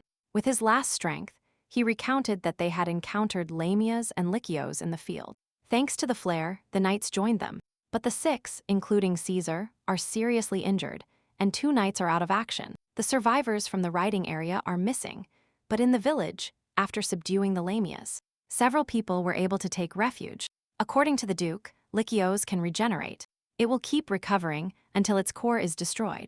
Sir Filion couldn't say for sure where it is, so he thought it necessary to cut its entire body to pieces. Leaving the protection of the wounded to Lady Elaine, the brave Duke rushed without hesitation into the monster's clutches. Through the destroyed areas of the skin, he managed to discover the core inside the organism, which was the Duke's objective. Feeling unbearable pain from the blow, Liccio began to move back and forth, and headed swiftly towards the people. Desperate, fulfilling her captain's order, the brave Elaine drew her sword and protected the wounded with her body. But at that fateful moment, she saw salvation. Reggie protected her, throwing himself directly into the monster's mouth. At that instant, a strong explosion flooded the entire battlefield. The knights were covered by a wave of dust and pressure. Upon opening her eyes, Sophia saw the Duke alive and immediately thought of Liccio's. Meanwhile, Lady Elaine had already got to work and was dismembering the monster. Piece by piece, she almost got into trouble. If she hadn't moved him, Liccio's would have devoured Ray. Suddenly, the monster screamed in pain and dragged itself at full speed into the thicket. The heroine knew she couldn't let it escape. Just as she was deciding to pursue it, she heard a scream. Sir Filion collapsed unconscious, gripped by panic and not knowing what to do. The girl started shaking him to wake him up again. Seeing a deep wound on his arm, Elaine understood that Liccio's had wounded the Duke, and then its poison would spread. With his last strength, Reggie tried to say everything was fine, but he was unable to fight his own condition. Tears sprang from the girl's eyes. At that instant, she remembered how Bella had died in her arms. Fortunately, the Duke was quickly transferred to the mansion, but Liccio's poison needed a special antidote. However, it is so valuable that obtaining it will take at least 10 days. Lady Elaine could not wait 10 days with the commander's life at stake. She had to find another way. In that case, the doctor suggested preparing the medicine themselves, but 2 ingredients are missing. For the antidote, freshly dug rain licorice and the heart of a Liccio's are needed. When the team found out, Sophia wanted to leave immediately. With the core, it would be easier to find the monster. However, for Cezanne it's too much, as almost everyone is seriously injured, and the almost exhausted one. If they return to the forest in that state, they will die. That definitely won't save His Majesty. Since it is night, and the knights have not recovered, Lady Elaine decided to first bring the rain licorice. Knowing its appearance, the heroine was not injured, so she assured there would be no problems. With no objections, they trusted Elaine and they decided to go to the rehabilitation room. Seeing Ria's terrible state, the young woman convinced herself once again that she would find both the licorice and Liccio's heart. She is the only one who can save the Duke at this very moment. Suddenly, the girl felt the master grab her hand. Ray didn't want her to leave him alone again. In his agony, his only longing was that the lady would not leave his side. Never, hoping he would wait for her, Elaine left. She was going to save him and not leave him alone. Meanwhile, Sophia was somewhat worried, knowing that the Duke's condition had slightly improved. But upon entering his room, she saw the commander in a terrible state, with blood in his mouth. Thinking about what to do, Sophia couldn't leave him like that. She had to call the doctor urgently. The doctor said there was nothing to be done. In the end, they must use the antidote at all costs. She decided to get Liccio's heart right now. If this continued, the Duke could die. Sophia couldn't doubt her strength, remembering that Rahai had saved her. He had saved her life twice. Knowing the location of the core, she would aim for the breach and direct the sword to the center. To get it out instantly, Lysios dragged himself out of the riding ground, so he must be nearby. Hearing a crunch, she looked among the bushes and saw the giant neck of a very high-ranking monster. When the girl saw Lamius in its teeth, she understood that it was devouring its own kind, and that idea disgusted her. With all her strength, Lady Rossley tried to convince herself that she wasn't afraid, and she couldn't run away like that. Gathering her courage, she gathered all her energy with the sword and struck a direct blow to the core. It seemed incredible, but through the monster's thick skin, the core really appeared. Sophia was so absorbed in her small victory that she didn't notice the monster's movement, and she received a strong blow to her back. With intense pain and blood, she fell to the ground. The ruthless Lysios loomed over her, from whom she could not escape. Her wound had already closed, although it is obvious that regeneration cannot be that fast. Sophia declared as loudly as she could that she would protect her captain, but now she considered herself pathetic. It seemed like the end, until Lady Elaine emerged from nowhere, unleashing all her power on the monster's core. Her strength is incomparable, and the burning desire to help her brother drives the warrior maiden. Seeing her bravery, Sophia couldn't believe her eyes. She didn't understand how Elaine had gotten there. It seemed like a real miracle. The Duke's escort simply stabbed the monster in the neck after delivering the critical blow. The heroine exhaled in relief. She had finally found the core of Ikaus. Suddenly, Elaine noticed Lady Sophia and decided to find out how she got there, and if she was injured. However, that is not the problem now. The issue is that His Highness's condition has worsened. Feeling incredibly miserable, Lady Rossley, desperate, allowed Elaine to go out, planning to follow her later. After getting this far, she said she was going to save His Highness, and ended up badly wounded. But the Duke's escort ordered her to get on her back. With that wound, it's impossible to walk. At that moment, Reggie plunged into his consciousness, a state where he didn't understand where he was. He felt like he was floating in the air, but he understood it was water when he heard a voice. Someone was laughing. The Duke felt uncomfortable being in the water. Insolent children said he looked like a drowning mouse. Looking him in the eyes, the boys from influential families laughed, believing he liked the monster. Seeing their small hands, Rahai understood they were childhood memories. He is not a monster, but the opinion of those who laughed at him was unshakable. In the eyes of his peers, he was the witch's son. The Duke remembers that day, the king's birthday. He imprinted it on his memory forever, the day of the biggest festival and grandest of the year. That night, Walter burst into the young lord's room, asking him who had done that to him. Considering the lord strange, the boy couldn't understand why he had such a sad expression upon seeing the monster soaked in water. Ray knew that a human had not given him life. His mother brutally burned tens of thousands. He is the son of a witch. Hugging the lord tightly, Walter declared that even if he is the son of a witch, that doesn't make him a monster. Longing to hear it from someone else, the young heir also considered himself human, worthy of existence. He just wanted to hear it from the lord. Even when everyone was throwing stones at him, Walter desperately tried to protect him. However, the pain was much deeper, and nothing could soothe this wound. Walter is the only one in this world on Reggie's side. Even though he is a monster, he is his only support. But it was soon discovered that Sir Walter had left the castle forever and disappeared, vanishing from the young prince's world. Walter promised to return soon. He said that before leaving. He said he needed to find something out. He left in a hurry with a serious expression, and the only thing that returned was the news of his disappearance. After that, Reggie was accused of cowardly hiding behind that stupid and huge knight. As Michael Aphelion thought, the Crown Prince Aphelion Register was now alone. The fool didn't greet him in the hallway, and Michael demanded an apology, wanting respect as heir. In front of all the servants, Reggie was slapped despite apologizing. But it didn't end there. Michael kept hitting his face until he saw blood on his face. To him, everything was false. And in Reggie's apologies, there was no respect for the Crown Prince. As punishment, the prince beat the boy, who no longer had anyone on his side in the castle. That's why, according to him, Register had to always stay closer to the ground if he didn't want to disappear like Walter. At that moment, he knew that without Walter, he was just a child who couldn't do anything.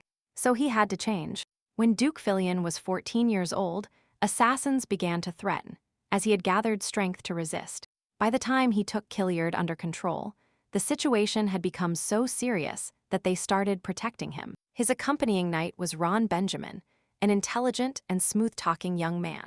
There were times when Regist got tired of his excessive zeal, but he didn't regret hiring him. However, Ron's life was short. He soon perished, a victim of an explosion. Since then, several companions of the young Duke were killed in attacks. They all died for different reasons: strangulation, drowning, poisoning, suicide. It became a curse. Everyone who tried to protect Rahist was doomed to die. He feared his curse would spread again to those around him. That's why he didn't want anyone close. He was determined to do it.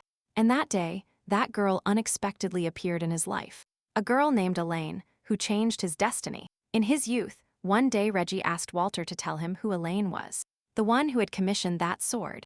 He hated everything related to his mother, but seeing that sword, he changed his mind. From Walter's story, the boy learned that Elaine was an old friend of his mother. She had light green eyes and long silver hair. She was very cheerful and smiley. When the girl was near Reggie, he couldn't stop laughing, and she always said she would protect him all her life. Faced with these thoughts, the Duke sobbed, but seeing Elaine in front of him, he thought it was still a dream. Looking at her, the Lord couldn't understand why she had that expression on her face. Feeling a tear on his skin, Reggie considered that perhaps it wasn't the Elaine he knew. It turned out he was poisoned with Likio's venom and fainted, but now he could recover thanks to the antidote. Taking care of him this whole time, Elaine couldn't calm down until she saw him wake up. She asked the Duke not to overdo it, planning to tell him the details after his complete recovery. Just as the lady was about to leave, Lord Rahai thanked her for the best reward for her work. Meanwhile, remembering what happened, Sophia wondered, where did that escort get so much strength from?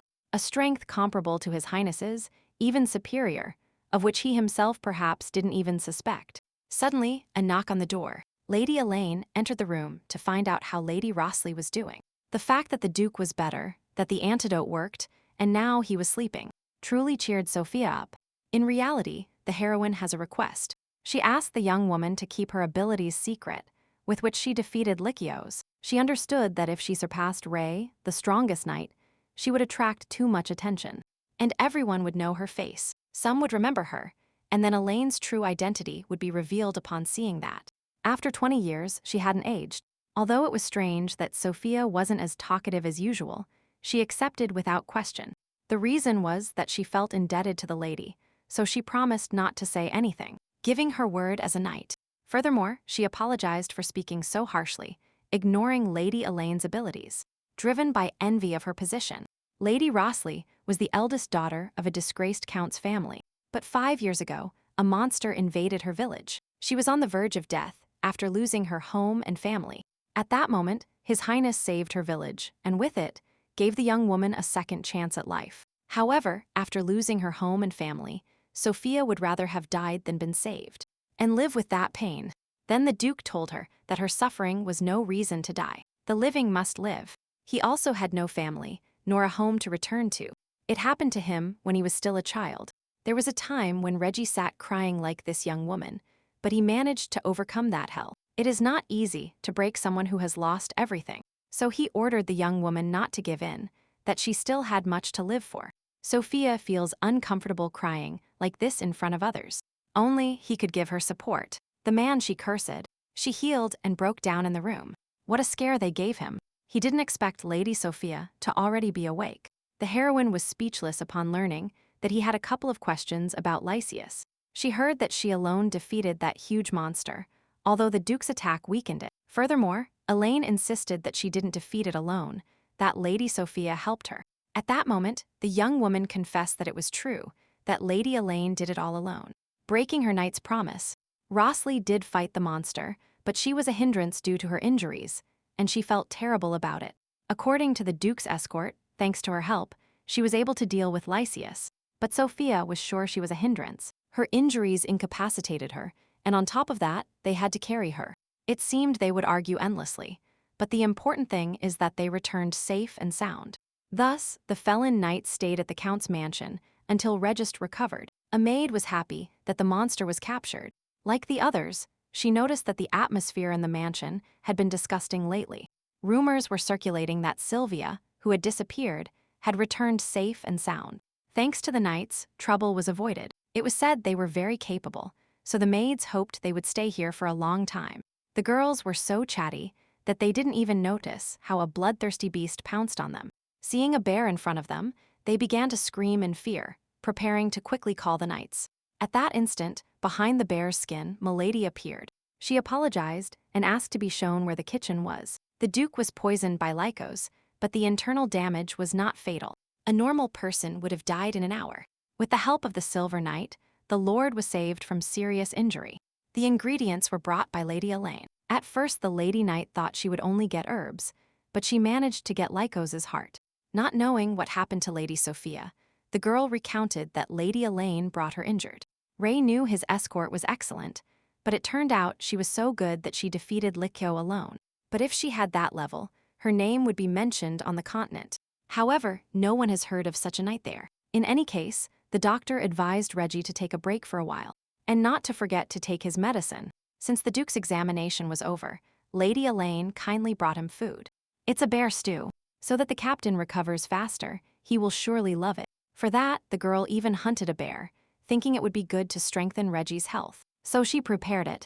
However, she didn't expect that the rumors that she saved Lady Sophia and brought Lycos's heart would reach the captain. In a panic, Elaine recounted that Lady Sophia helped her, that she was the first to damage Licchios. In fact, as soon as the Duke saw this girl for the first time, he thought she was abnormal. Now he wanted to know what she had been doing before joining the Felon Knights. Realizing that Reggie was looking at her suspiciously, she thought he noticed that she defeated Licchio alone. Since the lady had a good reason to keep quiet, the captain did not press her with questions and ended the conversation. Deciding to change the subject, he praised her cooking. It turns out that Elaine learned to cook from someone from her childhood. He was not a relative. Her parents abandoned her when she was still a small child, but there was someone who took her in, her savior, and from him the girl learned to cook. Hearing this, Rahist finally understood why the fields in his request were empty. No one had done anything like that for him, but it seems the person who took Elaine and cared about her. The Duke has known this girl for a long time, but he noticed her direct character, and that is strange. Probably because she grew up under the care of such a wonderful person. Suddenly, remembering the past, the protagonist couldn't hold back her tears, and she burst into tears in front of the captain. She couldn't tell him the truth, but the urge to shout it was immense. The person who truly cared for Elaine, that honest person, was Mother Reguista. But she had to say that person no longer lived, and that now she lived according to her will. So everything is fine. Seeing that Reggie ate everything, the milady promised to cook more if he got sick again. But she begged him not to. No matter what she wishes, the captain will not fail again. And most importantly, he ordered the milady not to be so reckless. However, if he were in danger, Lady Elaine asked them not to stop her. She was so stubborn. After Regist awoke, the Felon Knights continued their investigation. No more survivors were found, but remains of the missing people were, which was reported to the Count. Count Wallendorf paid compensation and condolences to the families of the deceased, and the survivors expressed their gratitude to Regist. Soon, during a casual conversation, the Duke noticed a noise in the bushes that startled the birds. After breaking free, the furious little beast jumped straight towards the captain. It turned out not to be a wild animal, but a cat. Although it was strange how it got there, just by looking at each other, Ricky and Elaine understood that it was the missing Beatrice. The Count was happy that they found his little one and dealt with Lysias, so he decided to throw a banquet. Upon finding Elaine at the banquet, Cezanne pointed to the Count, who was sitting so lazily on his armchair. The knight was sure that he organized this banquet in honor of his cat, not for the knights. Pushing him aside, Lady Sophia suggested to Milady to try the meat from the young calf's hindquarter. He usually gets angry when he can't eat, but now he is pure kindness, so it seemed strange to Cezanne. At that instant, Duke Filion ran past everyone. He rushed out into the street. He said it was unnecessary to follow him, but Elaine also decided to go out for some fresh air. Spring is beginning to claim what is hers. Buds are already sprouting on the trees. It is already March, so with each passing day, the heat becomes more present. Elaine thought it would be great if the Duke organized a festival when the flowers bloomed. According to him, every March in Killiard there is a flower and butterfly festival, so it will start soon. Without even suspecting it, the protagonist realized that she had to go for Sacheron first. Then she said she wanted to go on vacation for a week upon return, as the adaptation period was over.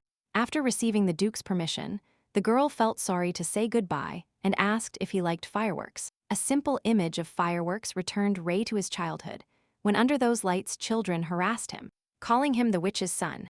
Suddenly, Elaine created fireworks with magic, and upon seeing that beauty, the Duke understood that he loved it.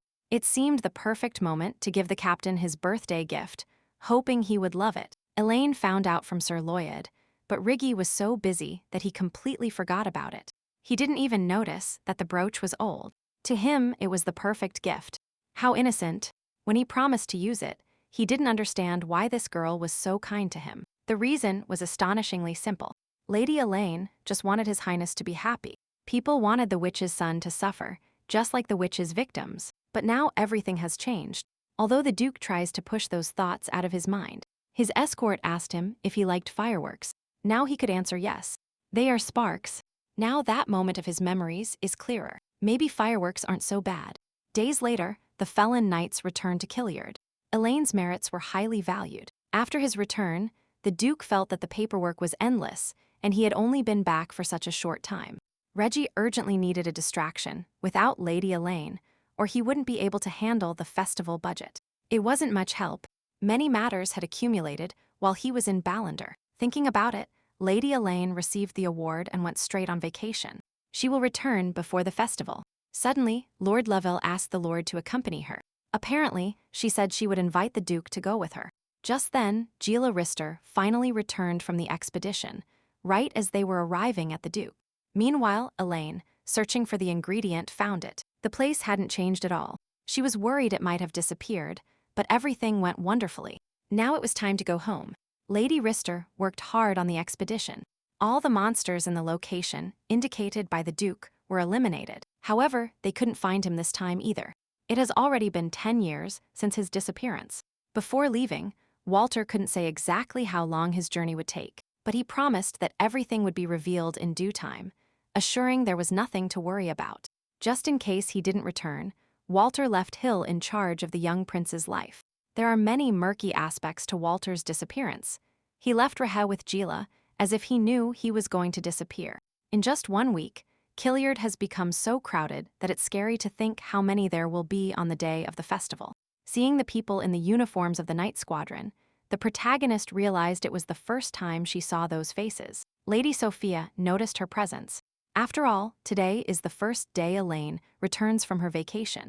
Through Sophia, she learned that they were knights who had recently returned from a long expedition. The knights were happy to see the newcomer, until they realized she was His Highness's escort. The boys were sure that His Highness would never appoint a novice as an escort. Determined to intervene, Sophia told them not to jump to conclusions about Lady Elaine, since she alone defeated Lycus. Impressed the knights, Rossley, satisfied, wanted to know how Elaine's break went, and if she managed to relax. As always, Cézanne burst into the conversation.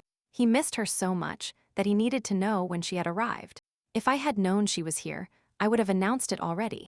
But the chosen moment was inopportune. In the hallway, the young man bumped into His Highness, who looked very busy because the festival is just around the corner. Upon hearing a knock on the door, the Duke thought it was Lovell, but his beautiful escort appeared at the entrance of his office. Thanks to the captain, Elaine had a good rest, but she regrets it. He was so busy in her absence. Since she was going to the festival as a knight, Reggie allowed her to take that day off too. He wasn't going to go. He needed to finish a lot of work. He had no time for such things. But suddenly, the girl proposed going together, assuring that one day off wouldn't hurt. As for work, starting today, she learned to help the captain to finish quickly together. At first, Reggie joked about refusing her, but he already knew from Lovell that the lady wanted to accompany him. So he couldn't refuse, and Elaine, upon hearing it, thought he would go back on his decision.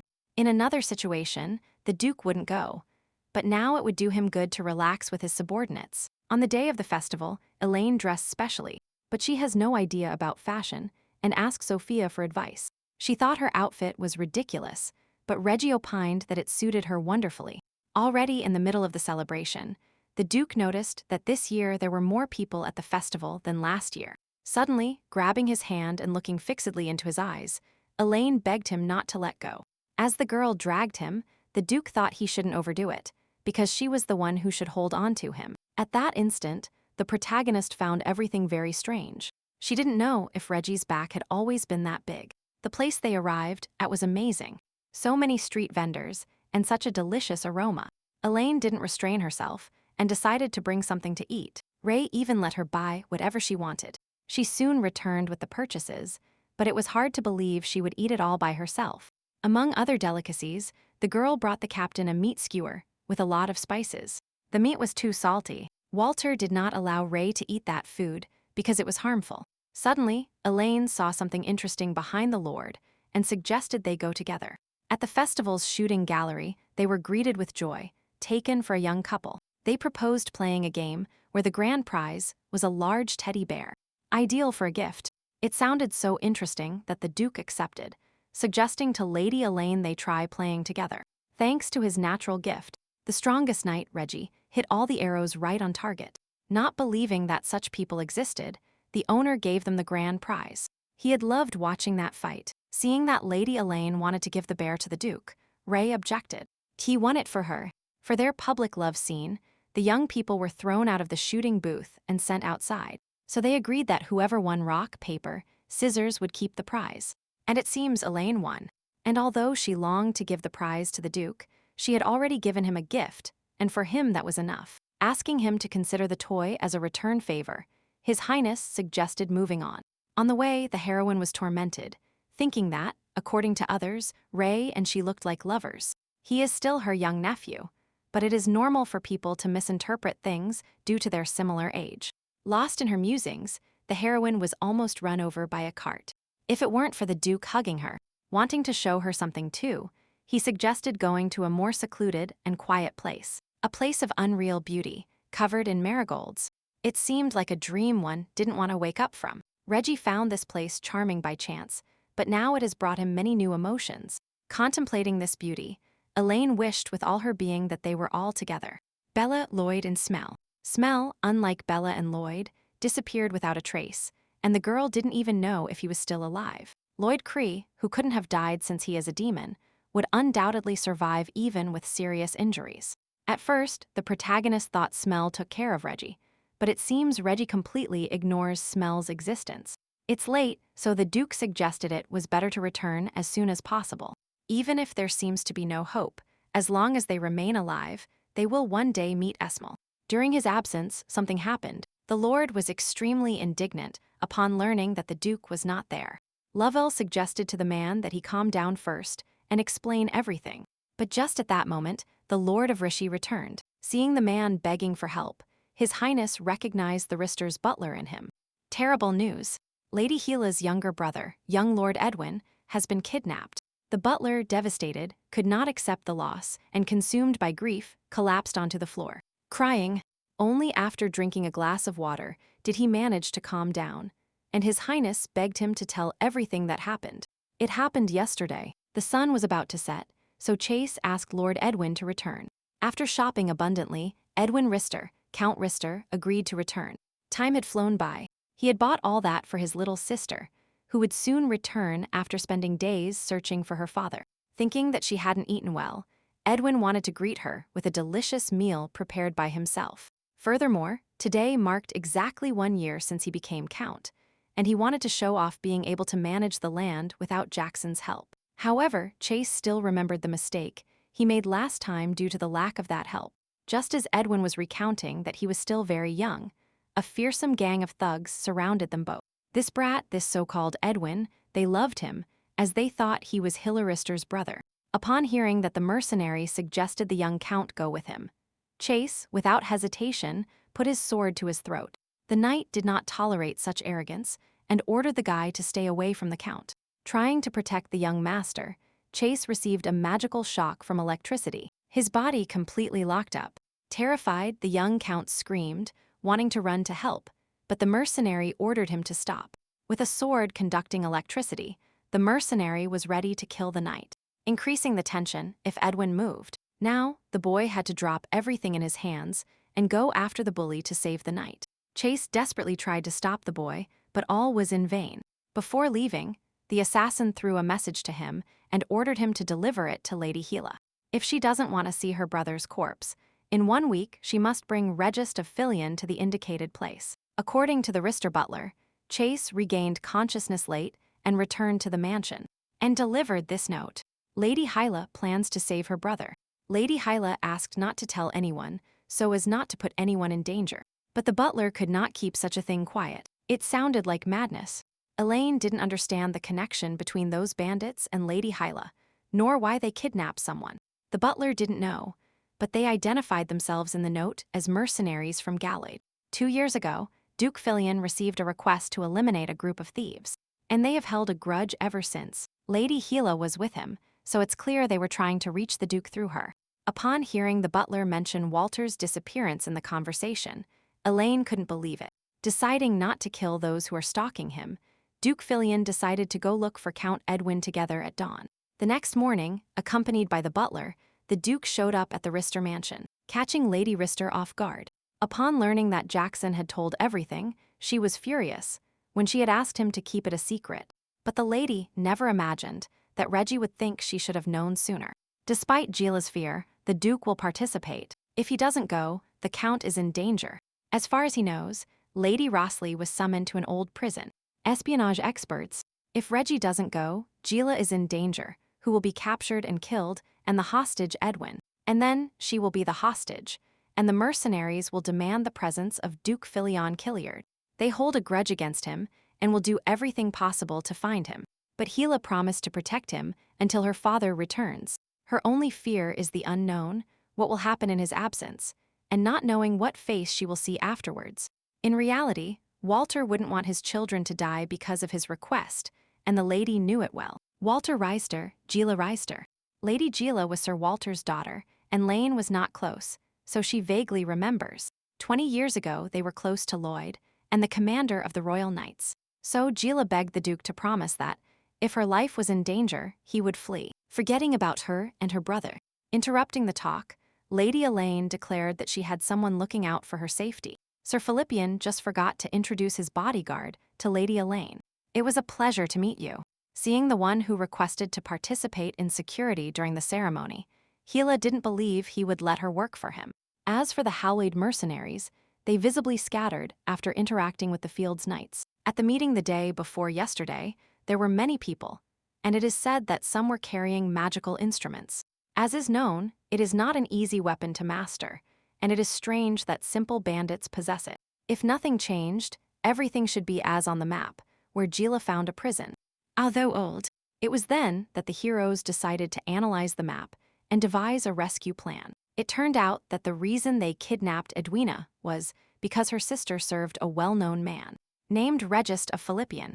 It is not difficult to guess that he is the son of the witch who caused the incident with Seneca. According to the mercenary, after his father died because of the witch, he suffered burns all over his body, and he gathered a group of mercenaries after surviving. But the grown son of that witch scattered all the mercenaries. The mother and her son ruined the master's life. Unable to change the past, he could restore justice. But when Edwin said it was none of his business, enraged, a group member punched him in the face with all his might. He was convinced that the matter concerned the boy, as his sister works for that miserable man. The master didn't want to touch the boy, as he is a hostage, but he didn't think that he and his sister believed they were doing something wrong. Calming Edwin, the mercenary was sure that no one dies from the lack of an eye. At the most unexpected moment, news arrived that they broke into their lair, and now they are figuring out their identities. Of course, Tarenton was sure it was the boy's sister, and if Rhea has the same character. They came together. The young count was lucky. His sister did not abandon him, but he should not rejoice, yet nor do foolish things until they capture the Duke. According to the map, they hide Count Edwin in the central part of the prison or in the west wing. Splitting up, Rahai and Elaine decided to go to the west building and sent Hill and his people to the central part. Inside the building on the west side, the heroes separated again. Elaine went to the left, but the count was not there. They met at the end of the corridor, but they couldn't find the boy, as if he wasn't in this building. The heroine understood that they had to find the hostage before they were caught. He will be in danger until they disable the bomb. When they decided to inspect the upper floor, a strange voice suddenly sounded from the corner. Frightened, the boys decided to flee, but they didn't have to run far. A dead end awaited them. Meanwhile, in the central part, the knights found nothing, nor could they contact the others. In that case, Gil decided to check the warehouse, sending his people to search the administration building. Hoping that her brother is in that building, the girl opened the door without hesitation. At that instant, they attacked her. She came face to face with a danger that threatened her life. Seeing the girl alone, the mercenary was surprised that the Duke was not there. He had no time for her, and Gila also has no time for him, so he demanded to know where her brother was, with the sword at her neck. At that moment, the assassin held the sword with his hand, and the girl felt an electric shock and a severe burn. Now that bastard expected her to finally tell him where the Duke is. Elaine and Reggie were almost caught, but managed to defend themselves against a couple of mercenaries. Suddenly, a strange noise was heard. It was a warning. Perhaps they had caught Gila. Upon hearing the news of the invasion, the heroine didn't know what to do. They hadn't caught the count yet. The Duke had no choice but to be the bait and get rid of them, so that Elaine could find the count. In that case, the heroine preferred to be the bait herself, but now they are looking for Reggie. His presence could hinder the search, so the lady accepted, but begged the captain for caution. Elaine fled to calm down, supposing that the count would be on the upper floor. Concentrating fully, she located the source of the cries for help. Behind the wall, a secret passage, a hidden door leading to the unknown. Meanwhile, the gallied mercenaries saw the Duke and ran after him. But he was too fast. He managed to distance himself and saw a building that did not appear on any map. Determined to investigate, Ray burst in and went down the stairs until he heard screams. Downstairs, in the cells, terrified and tortured people would do anything they were asked. But the scarred man, with immense cruelty, spared no one. In his last moment, the nobleman wanted to know what the Duke felt seeing someone like him die. The mercenary waited patiently for him, entertaining himself with his own matters to pass the time. He was fed up. Finding someone similar and kidnapping him is a very expensive hobby. Black hair, white skin, violet eyes. To the assassin, the Duke is simply detestable. After committing such crimes and evading punishment, the mercenary wanted to know if the Duke would mind if the same thing happened to Edwin. To prevent that bastard from committing his atrocity, Reggie dropped his sword and surrendered. Guilty. With his face on the floor, humiliated before his greatness, this is how the nobleman wanted to see the damned son of the witch. Now that the fish had taken the bait, he could finally consummate his revenge. Seeing Edwin in the basement, Elaine couldn't believe they treated that child so cruelly. She is allied with Lady Gila and came to rescue him, but the furious boy ordered her to leave immediately. Don't come near. It's too dangerous. He has a bomb hanging around his neck. Despite the fear that the bomb would explode, the lady dared to approach to examine it. It turned out that the device could only be opened by force. Even a professional mage would take a long time. Thinking quickly, Elaine decided to use her magical abilities to disable the bomb. In an instant, everything was ready. The bomb vanished, something Edwin couldn't believe. A device that only magic can destroy. Not even some mages and masters can control external magic. The heroine could only destroy it, thanks to the powers Bella transmitted to her. After freeing the young count from the criminal's cruel clutches, she said she had done it before, and that she had to return. Now the mercenary looked at the Duke with contempt, but Ray found him ridiculous and smiled. That bastard killed innocents, believing he was Duke Filion. It wasn't enough, and he attacked the family of his subordinate. All this only showed how terribly frightened he was of dealing with His Majesty in person. This infuriated the bandit so much that he thought the Duke didn't understand anything. So he pressed the bomb button. But when it didn't work, the Lord worried that something had happened and the button had broken. In reality, Filion's subordinate had already disabled the bomb and fled. That's why nothing happens when you press the button. The truth is that Reggie received a signal. They found the hostage on the top floor of the East building and disabled the bomb. It is not difficult to guess what the mercenary was going to do now. His whole life, he dreamed of killing the damned son of the witch. Waiting for the opportune moment, the Duke broke the iron chains and lunged at his enemy. He used a hand-to-hand combat technique and threw the bandit over his shoulder, making him fear the worst. Upon hitting the ground, the Lord couldn't believe it and didn't understand how the Duke had done all that. The handcuffs were weak. It would have been much better to make them of a more resistant material, since they were going to capture His Majesty. Instantly, the group members rushed to the attack, drawing swords to capture the Duke. But they all fell struck down before the greatness and power of the incomparable and stronger Knights of Killiard. The brave warriors restored order, although Gila had to apologize for arriving late. According to Regist, they arrived just in time. It was time to tie up those bandits, take them out into the street, and tie them up. Finally, the entire Galid gang is here. There were more people with them, but they are already dealt with. As for Gila's hand, she said she made a small mistake during the fight against the magical weapon. As soon as they realized Count Edwin was missing, a voice was heard from the forest. Elaine appeared on the horizon. Through her own effort and the bravery of her escort, they managed to find Edwin and return him safe and sound. While searching the upper floor, she found a secret room. She found him there, removed the bomb from his neck, and saved him. Although there were wounds on his neck, the boy assured that he was fine, that it was just a scratch and a bruise from the rope. Hugging her younger brother, Gila felt guilty for not finding him sooner. The important thing is that he is fine now. Let's say she was late because she was preparing for his rescue. Anyway, everyone is safe, so it's time to go home.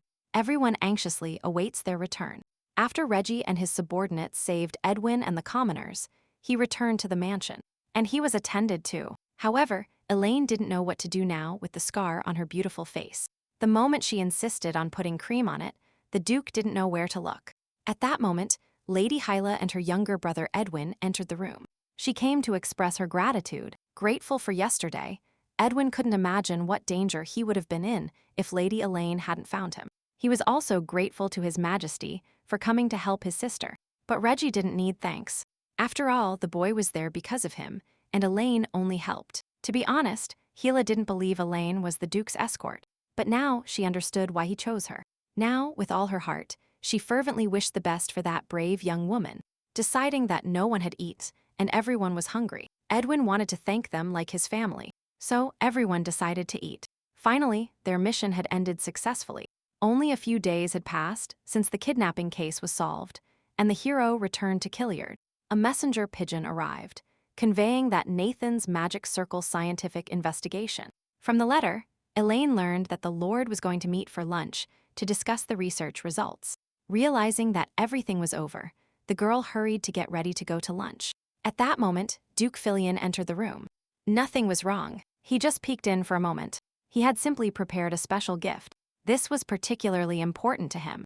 Before Reggie mentioned the old guard, Elaine assumed he was talking about Walter. If he hadn't saved the Count, he would never have forgiven himself. He would be ashamed if Walter returned and the Count wasn't there. He didn't want to lose someone because of him a second time. In any case, it's a gift from His Majesty. Hoping Elaine likes it. After his departure, the girl remembered she didn't have time for that, so she put it in a drawer and rushed out. She arrived just in time, but couldn't find Nathan anywhere in the crowd. Suddenly, Elaine saw a golden-haired young man about to buy a piece of fruit for a single gold coin. She stealthily approached him, so suddenly that Nathan almost jumped. It turned out he needed that fruit, and they were willing to sell it to him for a ridiculous price. Giving the merchant a copper coin, hoping that price would be enough, the lady asked him to stop cheating foreigners. Because of people like him, bad rumors could spread about Killiard, and that would cause him trouble. Upon arrival, Elaine proposed to Nathan to exchange in private so as not to raise suspicion. The missing object the mage longed for was finally in his hands. Seeing him so ecstatic, the girl asked him to show her the results of his study. Among the existing magic, Nathan added characteristics that the girl had mentioned. The heroine only remembered a vertical eye. Magic circles allow it, but that wasn't it. Suddenly, while reading, a small fragment fell from the papers, and what she saw stunned her. In her hands, she held the very magic circle she was looking for. Upon hearing this, Nathan couldn't believe it. He hesitated whether to bring it or not, but in the end he did. This circle disappeared in antiquity. It turns out to be a magic circle that can control the entire continent. But before acting, the sorcerer wanted to clarify something and understand what the hell Lady Elaine was. As he already said, it is ancient magic unknown to most, but this girl knows it. According to the heroine, she asked for it, although she knew nothing about it. But even if she knew, she couldn't use it. In that case, the mage revealed that it is mind control magic, a magic without limits, controlling everything. It can be dangerous if used by someone bad. If used carelessly, everyone will suffer. Before, Bella's eyes were not like hers. Just as Elaine thought, Bella was under someone's influence. In any case, finding information about this magic is difficult, but it is clear that evil dragon blood is used for the circle. Although it doesn't exist now, the evil energy is very strong, so it is very suitable for curses. If it's an evil dragon, then Elaine proposed another deal to Nathan. As soon as he heard about the evil dragon, he instantly remembered something. 20 years ago, the royal family tried to subdue an evil dragon, and a squad was sent to subjugate it. 4 royal families were involved: Lloyd, Bella, the second and third princes, and the current King Chelsea I. Chelsea was the most suspicious, but they disappeared after the incident in Seneca, as did Lloyd. That leaves the prince and the princess. The second prince, Chelsea of Filion, ascended the throne after the king's death. And Lloyd, but the third prince is now a duke and terribly hated Bella. To clarify everything, Elaine needs the list of the dragon subjugation squad. But all the originals were lost. Thinking of seeing them, the young woman suddenly ran into old friends from the Order of Chivalry. Sophia just wanted to be with the young man, and Cezanne found her returning from repairing a sword. That's why they are together. The suddenly appearing Duke Filion was happy to see them all together. He was precisely looking for Cezanne. Addressing him and Lady Elaine, Reggie asked them to come to his office for a moment. Cezanne flinched at the news that the Marquis is making a contract, and they need to buy wood for repairs. Laker's wood is the most resistant, which is why the Duke wanted to meet with them, but they insisted on seeing Cezanne.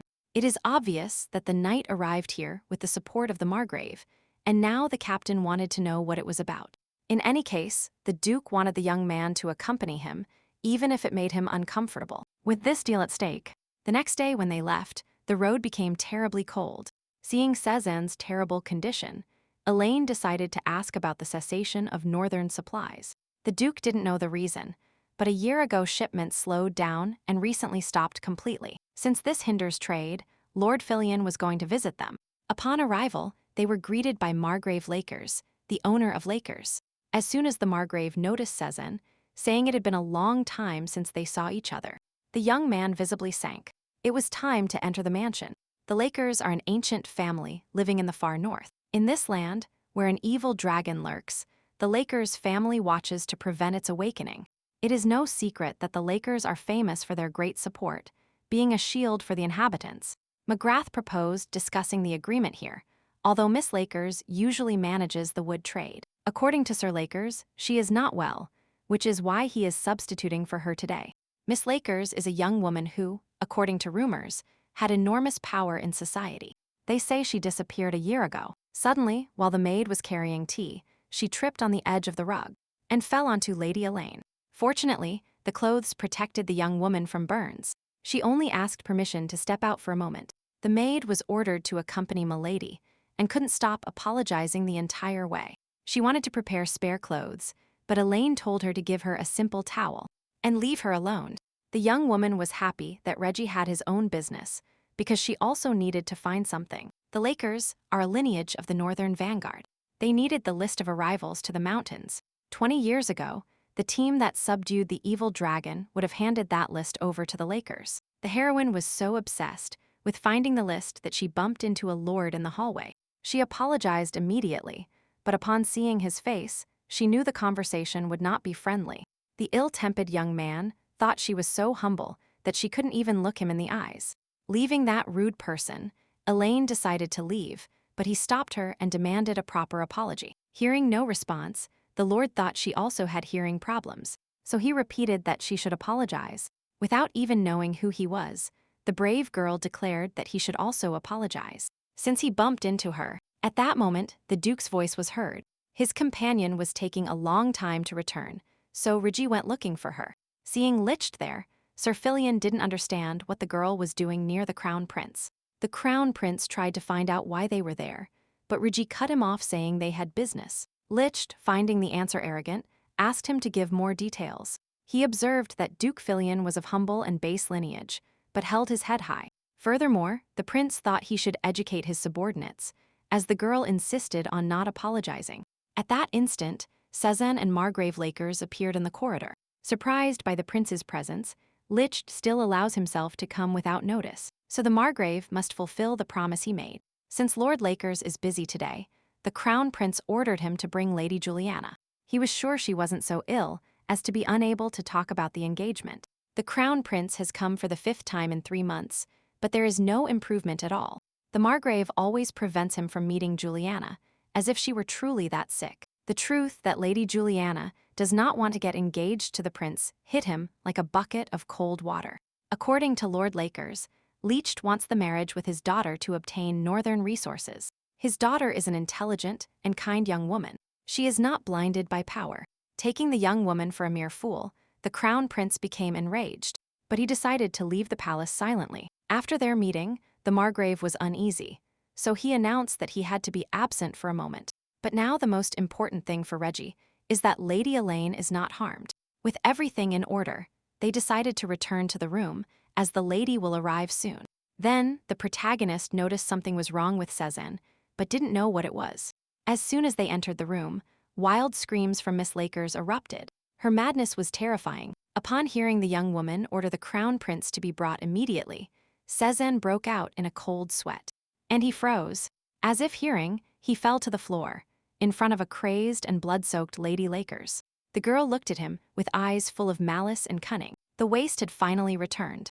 Lifting a fragment from the floor, she decided to find out what was going on with the paradise he returned from. For her, Caesar was always like this, a pathetic guy who only knows how to hide. Threatening him with the piece of glass, the demented Juliana asked him why he came if he couldn't protect. Regretting his mortal sin, Caesar apologized and bowed his head. At that instant, the Margrave ordered his daughter to stop. He invited that young man to help them.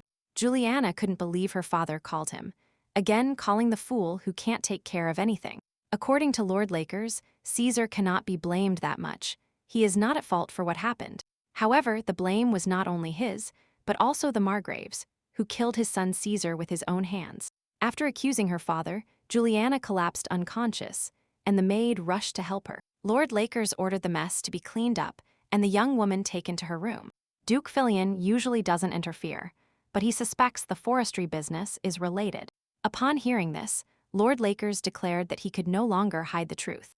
Only after some time, Cezanne calmed down and was now ready to tell everything. Before starting his account, he wanted to explain the family dynamic. A delicate topic, Cezanne Weston had an older brother, 5 years older than him, named Caesar.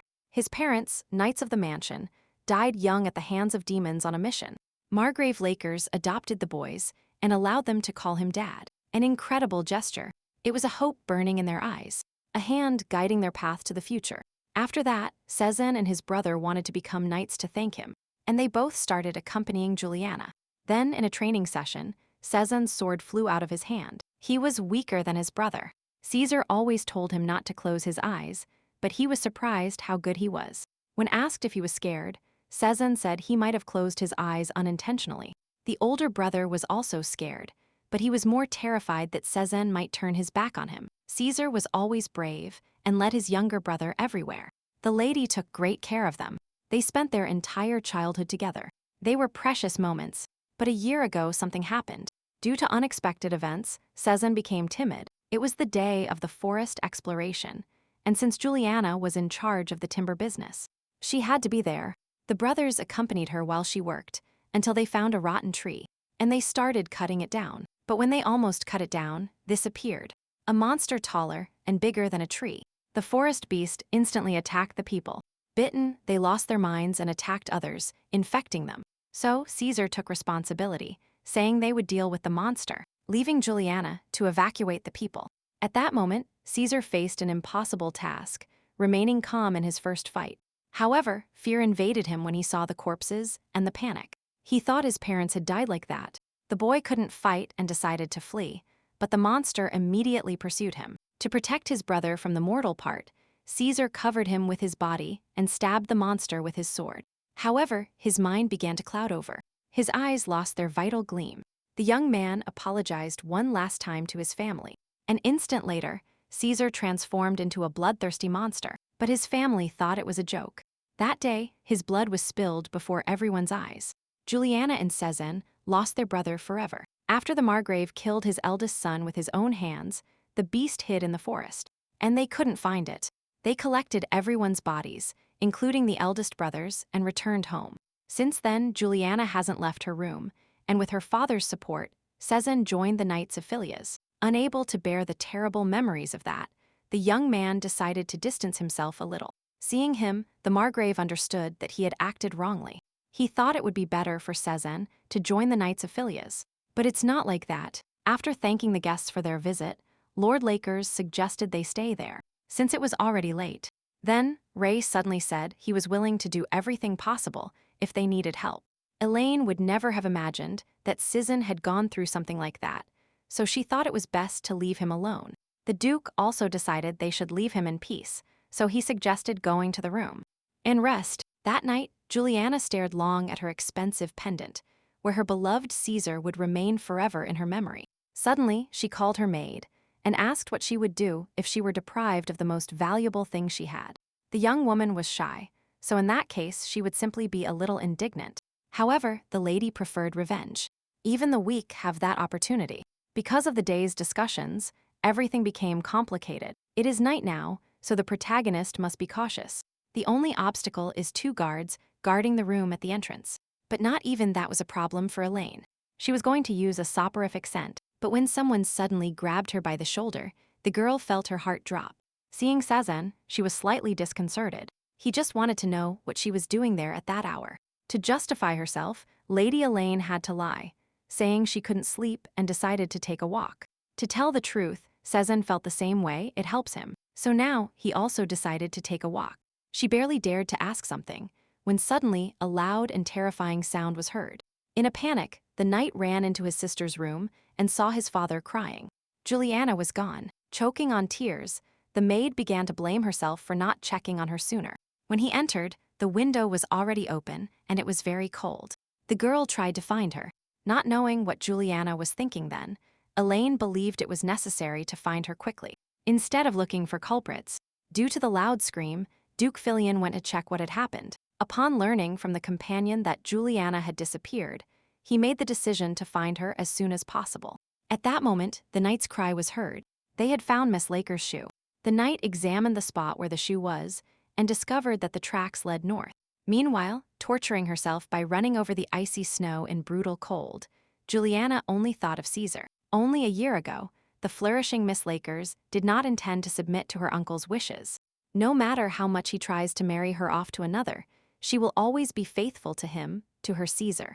But since the obstinate elders oppose and try to stop them, he believes they are not meant for each other.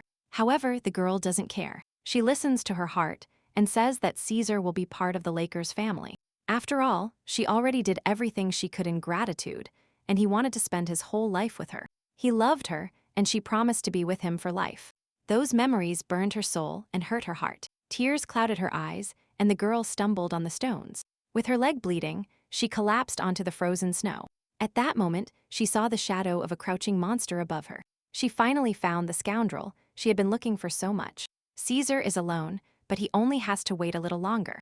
Juliana is going to kill the monster and be with her beloved. Pressing the magic dynamite against her chest, she closed her eyes tightly, awaiting the encounter with Caesar.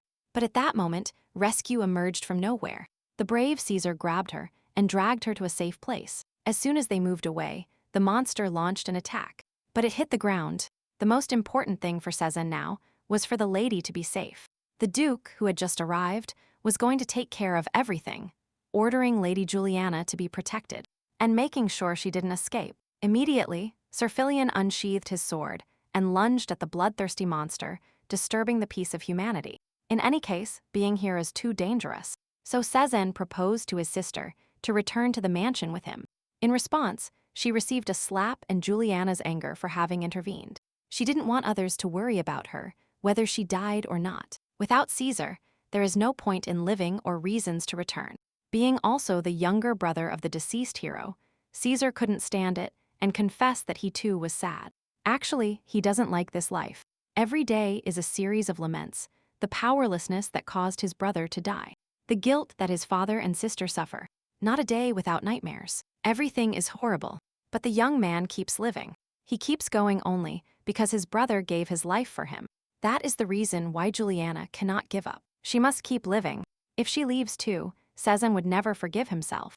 At that instant, the bloodthirsty master of the forest stealthily approached from behind, but the young woman managed to warn her brother of the danger. Without hesitation, the brave knight grabbed her and rose into the air trying to help her. Juliana threw explosives in flight. Seeing the magic explosives, Elaine will be shocked if they work. As soon as he grabbed her, he felt pain in his hand. The monster attacked and hit his hand hard. Seeing this, Duke Filion became enraged and rushed out. Wielding his sword, he split the monster in half. At full speed, he ran towards his companion to make sure she was okay. The girl confidently said everything was fine, but looking at her hand, she noticed the wound had disappeared. When the Duke tried to see her wound, Elaine pushed him away, and then decided to find out why she was hiding it. She always worries about him, and Reggie wanted to take care of her too, but it seemed the girl feared something. Hearing the voices of the knights in the distance, the heroine fled, promising to return and heal her own wounds. The day after fighting the monster, at noon, Juliana woke up. The first thing she asked was about the monster, and then Lord Filion told her it was dead. Not believing it died so easily, even after revenge, the girl feels despair. The monster that killed Caesar died in an unexpected instant. Suddenly, Lady Elaine handed her something she took yesterday in the forest. Apparently, it belongs to Miss Lakers. Seeing the family ring hanging, Juliana hugged it and cried. It was Caesar's. Not knowing if she should say it, the protagonist begged her to keep living. Margrave Lakers and Cezanne ran when they heard about the girl. They were just like her. They had the same expression, as if something valuable had vanished instantly. Everyone suffers from the trauma. But Elaine asked her not to let this be her new pain, because as long as Juliana lives, she can help them be happy again. From what she heard and understanding what they suffered, she could barely breathe, but she apologized. She has no strength. It hurts her not to protect Caesar. She hates herself. She blames the father and Cezanne. Juliana decides to live and get up, although she is still scared and in pain. But now she knows that with the help of her father and Cezanne, she will be able to recover. After Elaine's departure, Cezanne ran after her and called her. He wanted to ask her something since yesterday, so he decided to ask her now. Do you think you would be capable of dying for someone you love? Just thinking about that special person, the heroine's mind went a Reggie, and she would undoubtedly die for him. According to her, the simple fact of being able to protect that person is already a blessing. Upon hearing this, Cezanne remembered his brother. Before dying, Caesar said that they both protected Juliana until the end, and now he didn't want his little brother to suffer because of him. Looking at Lady Elaine, Cezanne couldn't help but notice the resemblance, and decided to confess why he was so friendly at the beginning. When the young man looked at her, he felt like she was his deceased brother, an honest and brave person who would do anything to protect his loved ones. That is Elaine and also Caesar, whom his younger brother respected so much. He will never forget him, nor will his sister or his father. Then, the lady suddenly let slip that she needed a list and asked permission to take a look at it. Meanwhile, the Crown Prince's fury was uncontrollable. Out of rage, he threw a glass and cut his hand until it bled. The Lord had told him several times that he should be better than Regist. In his eyes, Licht was useless. Insisting that he couldn't do anything because of Regist, the Crown Prince was sure his father would be disappointed in him again. So, he ordered his subordinates to closely monitor Licht's movements and report everything to him. Licht lived in hope that Duke Filion would stumble. Luxurious clothes, trusted people, delicious food. With all that, you have to be careful. At that moment, in Killiard, Caesar received the captain's thanks for his hard work. Although he was the one who should be thanking him, Regis did not expect them to reach such a beneficial agreement, which would cover all expenses, and even give them priority. In addition, Caesar gave a gift for the Duke's companion. It is a list from 20 years ago of the evil dragon conquest team, a secret document that only she can see. After their departure, Reggie wanted to see the documents, but Elaine insisted they were private.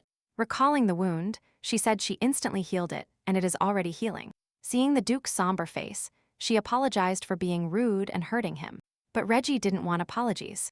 It also bothered him being touched, and he felt awful. Anyway, it's late. So the captain ordered the companion to rest until tomorrow. Her expression disconcerts him. Elaine is close, but there is a mysterious distance. And to tell the truth, the Duke longs to break it, although perhaps it is rash. Upon returning to her room, the heroine immediately checked who had been there. April 18th, year 511 of the Filion calendar. List of the team to defeat the evil dragon. The list includes Lloyd de Felion, Taylor Wood, Kevin Breyer. It was obvious to Elaine that, if he stole the evil dragon's body, he would probably become a high official. Unexpectedly, she ran into a returning late team, and it turned out to be the team collecting the evil dragon's body. They were the perfect people. It would be easy to get close to him. She could steal parts. Commander Callius Denick, Commander Crystal Whale, and Talos Asgard, commander of the 7th Magic Division. Lady Elaine's study was interrupted by the sudden visit of Lovell, who wanted to steal a bit of her time. It seems His Majesty is about to come. He has something important to say. He finally managed to make contact and find traces of Sir Walter in the town of Malton, in the north of the country. In the end, the Duke agreed to meet him at the Horn Inn, so as soon as he arrived in town, he headed there. Hearing the whispers, he realized that he and Elaine were outsiders and attracting a lot of attention. If things continue like this, it is not at all clear whether they will cooperate with the investigation later. Before the Seneca incident, the protagonist often clashed with Walter because of Lloyd. 20 years have passed, but he surely still remembers Elaine's face. If she sees him like this, everything will fit together. Considering that, it would be best not to run into him, but it is inevitable. Reggie was 3 years old, and the lady thanked him for growing up with her. Even if she had to leave him, it is obvious that Reggie will look for her without hesitation. Shortly after, Duke Filion and his companion arrived at the pub for the meeting. Reggie started by saying he received a letter. They had found something related to their case. Then, the young man who found the object pointed out a woman with something peculiar around her neck to the captain. The pendant she is wearing is Walter's. Although a long time has passed, it is still the Rister emblem. The woman told the knight that she wears it because she found it near the Ghost Mountain. According to him, it is an ominous place that only the inhabitants of this town know about. It is said that those who went there died or went mad, which is why the locals stay away. After hearing that, the Duke found it strange that the woman found the pendant in such a dangerous mountain. Since she remembers little about the place, the captain decided to ask some more questions himself. Before leaving, he thanked the young man for his good work. Now he had to return to Killiard. With his question about where the owner got the pendant, Regis put the woman in a very uncomfortable situation. Without waiting for an answer, he offered the woman to sell it to him, offering any sum for it. Seeing the gold coins, the lady became interested in the offer. Just at that moment, her assistant approached. The huge pile of gold literally blinded them. They couldn't believe the Lord was willing to give so much money. It turned out that those people cared about nothing, so the owner agreed to sell the pendant without hesitation. As soon as the Duke touched it, a small thief snatched it from his hands. The owner's helper caught the boy instantly, but he swore it was his pendant, and she shouldn't sell it. Desperate, the boy screamed. He found it 10 years ago near the Ghost Mountain, and this woman stole it from him. It turns out he even saw the pendant's owner. He was small, but he remembers everything. Hearing this, Reggie snatched the bag of money from the woman and gave it to the boy. For that information, he would pay anything, light hair and blue eyes, according to the boy. That man was tall and had 2 scars on the back of his right hand. Everything fit. 10 years since Walter's disappearance, they finally had a lead. Afterwards, the Duke took the boy to eat at the Pine Inn, where he discovered his name was Jody. Since he appears to be a child, Reggie assumed his parents were the innkeepers. In reality, Jody is an orphan. The innkeepers adopted and raised him. It doesn't sound very good, to be honest. They didn't feed him well and forced him to work hard every day. They beat him if he did something wrong.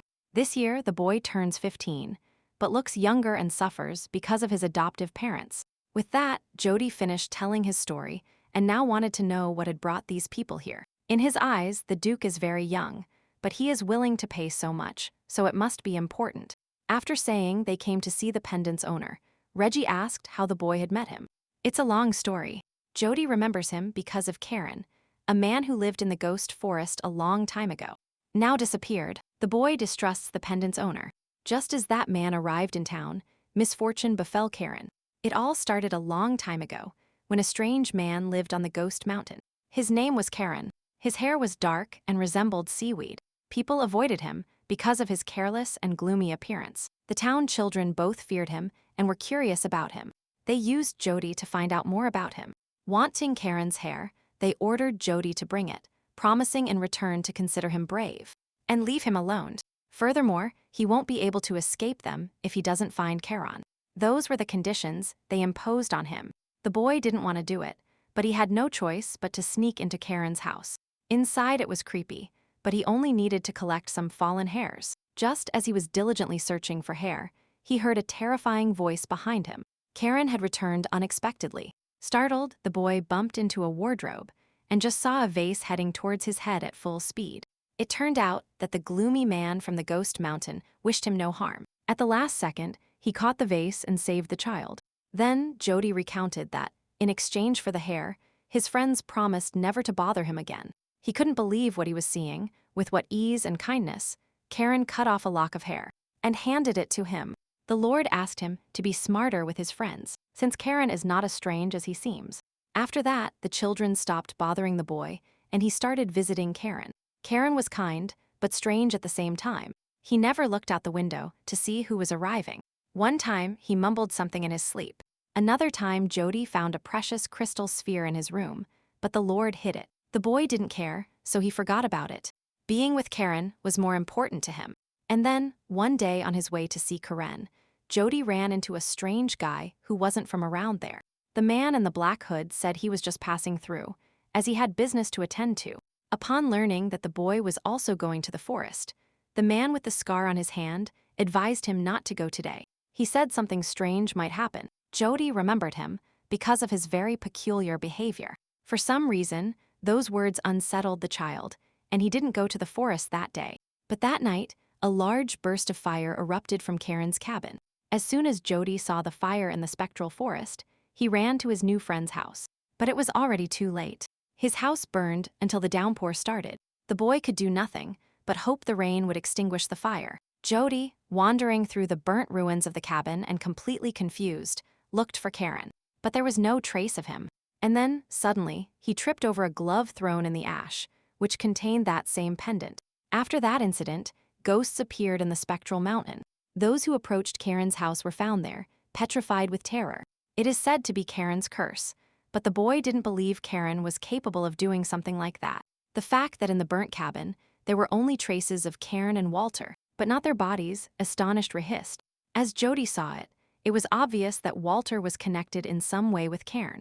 It seems Walter went to the spectral forest, and there he met a man named Karen, and it was as if they disappeared together. Thinking about it, Elaine decided to ask if the boy remembered anything else about Karen. I know it sounds weird, but although Jody spends a lot of time with him, he knows almost nothing. But one day Karen opened up. Days before Walter, he was super worried, staring out the window day and night. The boy wanted to scare him from behind, but he heard a murmur. The man said he no longer wanted to live as Karen. His real name was Talos Asger. Elaine had already heard that name. Talos Asger, commander of the 7th Magic Division, the team that subdued the evil dragon. The Duke decided to investigate further, but it was already late, so he proposed starting tomorrow morning. But a small problem arose.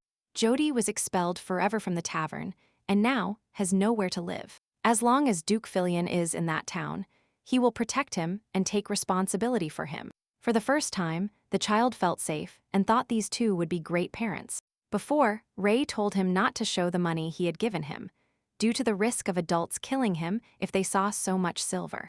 He could exchange them for silver or gold. The innkeepers don't have that money. This time, no one will take anything from Jody.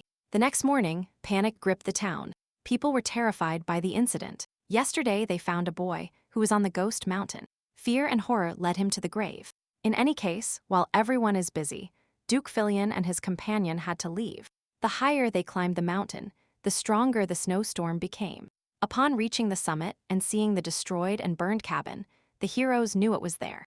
Everything here has suffered a lot. Perhaps because a long time has passed, the wood has rotted. The Duke thought there was nothing that could link them to Walter, until he saw burning eyes in the darkness.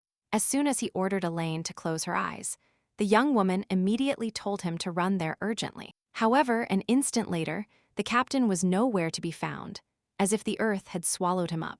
Suddenly, the heroine heard his voice and saw a devastated Reggie behind her. His body was covered in blood. He collapsed to the ground, exhausted, but the companion, gripped by panic, ran to him trying to revive him. With tears in his eyes, tormented by pain, the Duke grabbed her by the neck and demanded to know why she killed his mother. Because of her, his life had turned into a true hell.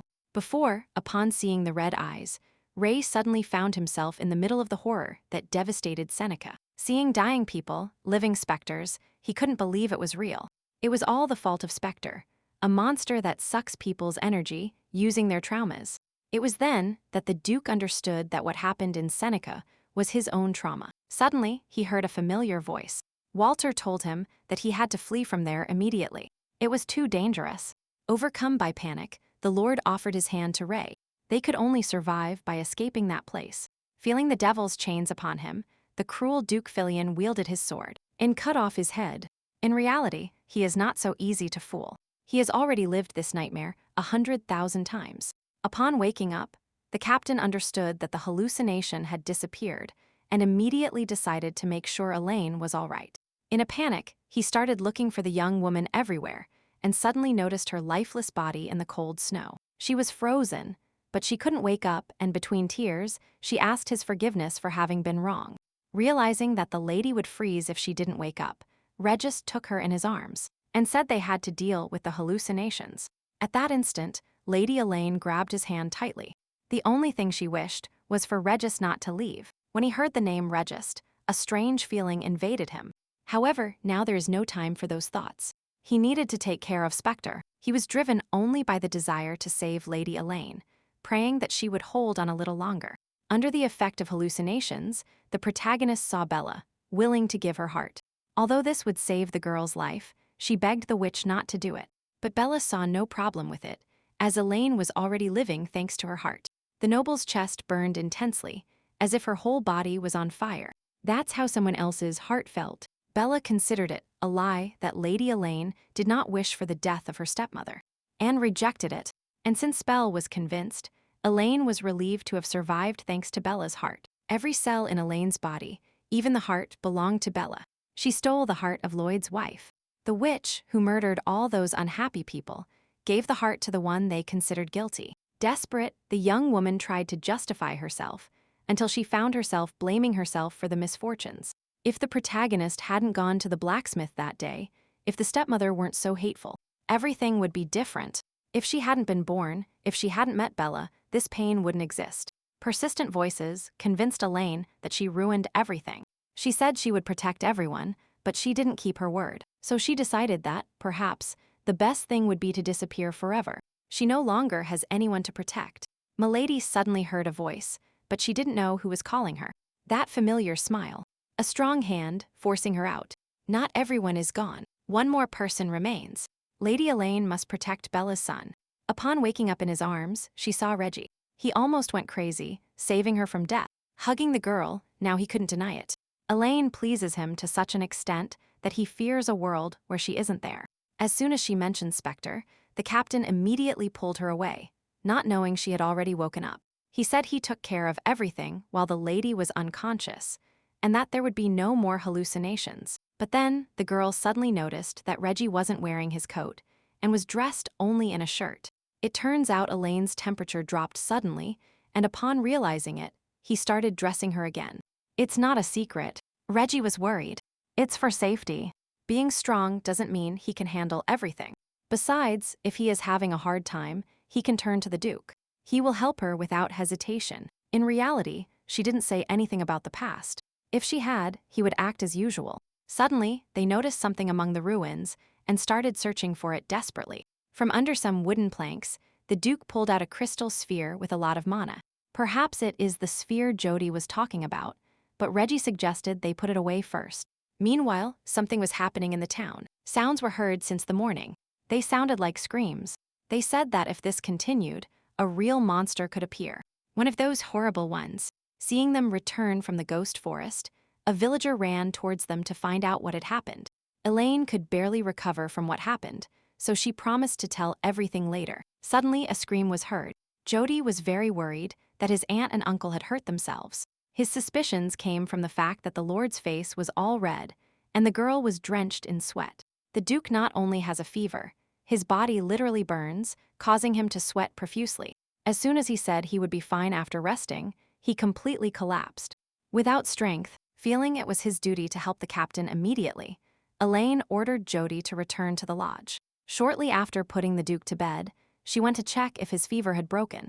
And although he claimed it was just a fever, the heat that left him without strength was dangerous in any case. However, his body temperature had dropped during that time. It is a small town, so there are no doctors here. But Elaine took out a tea that helps lower temperature. Upon touching, the heroes felt a scorching heat invading them, creating an uncomfortable atmosphere. Deciding to act fast, they prepared some food. And the girl, confused, ran out of the room. It was so sudden, everything was normal. But for some reason, the surprise only hit her now. Walking down the hall, the girl ran into Jody and decided to ask him what he was doing there. It turns out the boy already knew that she and Register had gone to see Karen. Furthermore, he discovered that Karen's magic crystal sphere was in Lane's room. So, Jody asked his sister to give him that sphere. Knowing it was difficult, he misses Karen a lot. There was no trace left in that cabin, and the magic sphere is the only clue left of him. Not knowing if Karen is alive or not, the boy thought the sphere would make him feel better. Needing the sphere to study it, Elaine couldn't give it to him yet. It is the only way to find traces of Karen and Sir Walter. As soon as they finish the analysis, the lady will hand over the sphere, although she asked the boy to wait a little. With the fantastic news that they might find their old friend, Jody was undoubtedly willing to wait. Elaine promised to notify them instantly when they found Karen, but it turns out the crystal sphere interested others. That night, when the protagonist went to bring food to the Duke, she found him sleeping in an uncomfortable posture on a chair. She told him to lie down on the bed, but Reggie slept so deeply that he didn't wake up when he heard her. Judging by his facial expression, he is uncomfortable. Reggie has truly grown up. There is no trace left of that child. His hands are bigger and wider than Lane thought. She only fantasized about the idea of touching him a little more, feeling the soft warmth of his skin. That gives her goosebumps. The astonished Duke Filion finally woke up. He was holding her hand so tightly that the lady couldn't stop herself, slowly approaching his lips. But at one point, he regained consciousness and ran away in a panic, his face burning with shame. Bewildered, Elaine couldn't think of anything better than fleeing without saying a word. She didn't understand what was happening. She saw Reggie's eyes. He was holding her wrist. She felt his breath. Until now, the young woman only thought he was a cute younger brother. But after that fleeting closeness, she realized she really liked Reggie. 2 days later, the captain recovered, and both prepared to return to Killiard. However, before they could leave the town, Jody protested with an urgent request. It turns out he also wanted to go, so he begged them to take him with them to Killiard. The boy would do anything to be taken, implying he was an orphan and they could take that money from him. Judging by his anxious intentions, he simply dreamed that they would help him escape from there. In that case, Duke Filion made the sudden decision to take the boy with them. Since the way back will be hard for the boy, he begged Jody not to fall behind.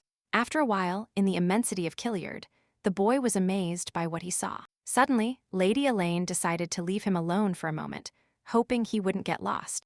Although the boy is already 15, Regis wanted to confirm. Are you sure they let him go?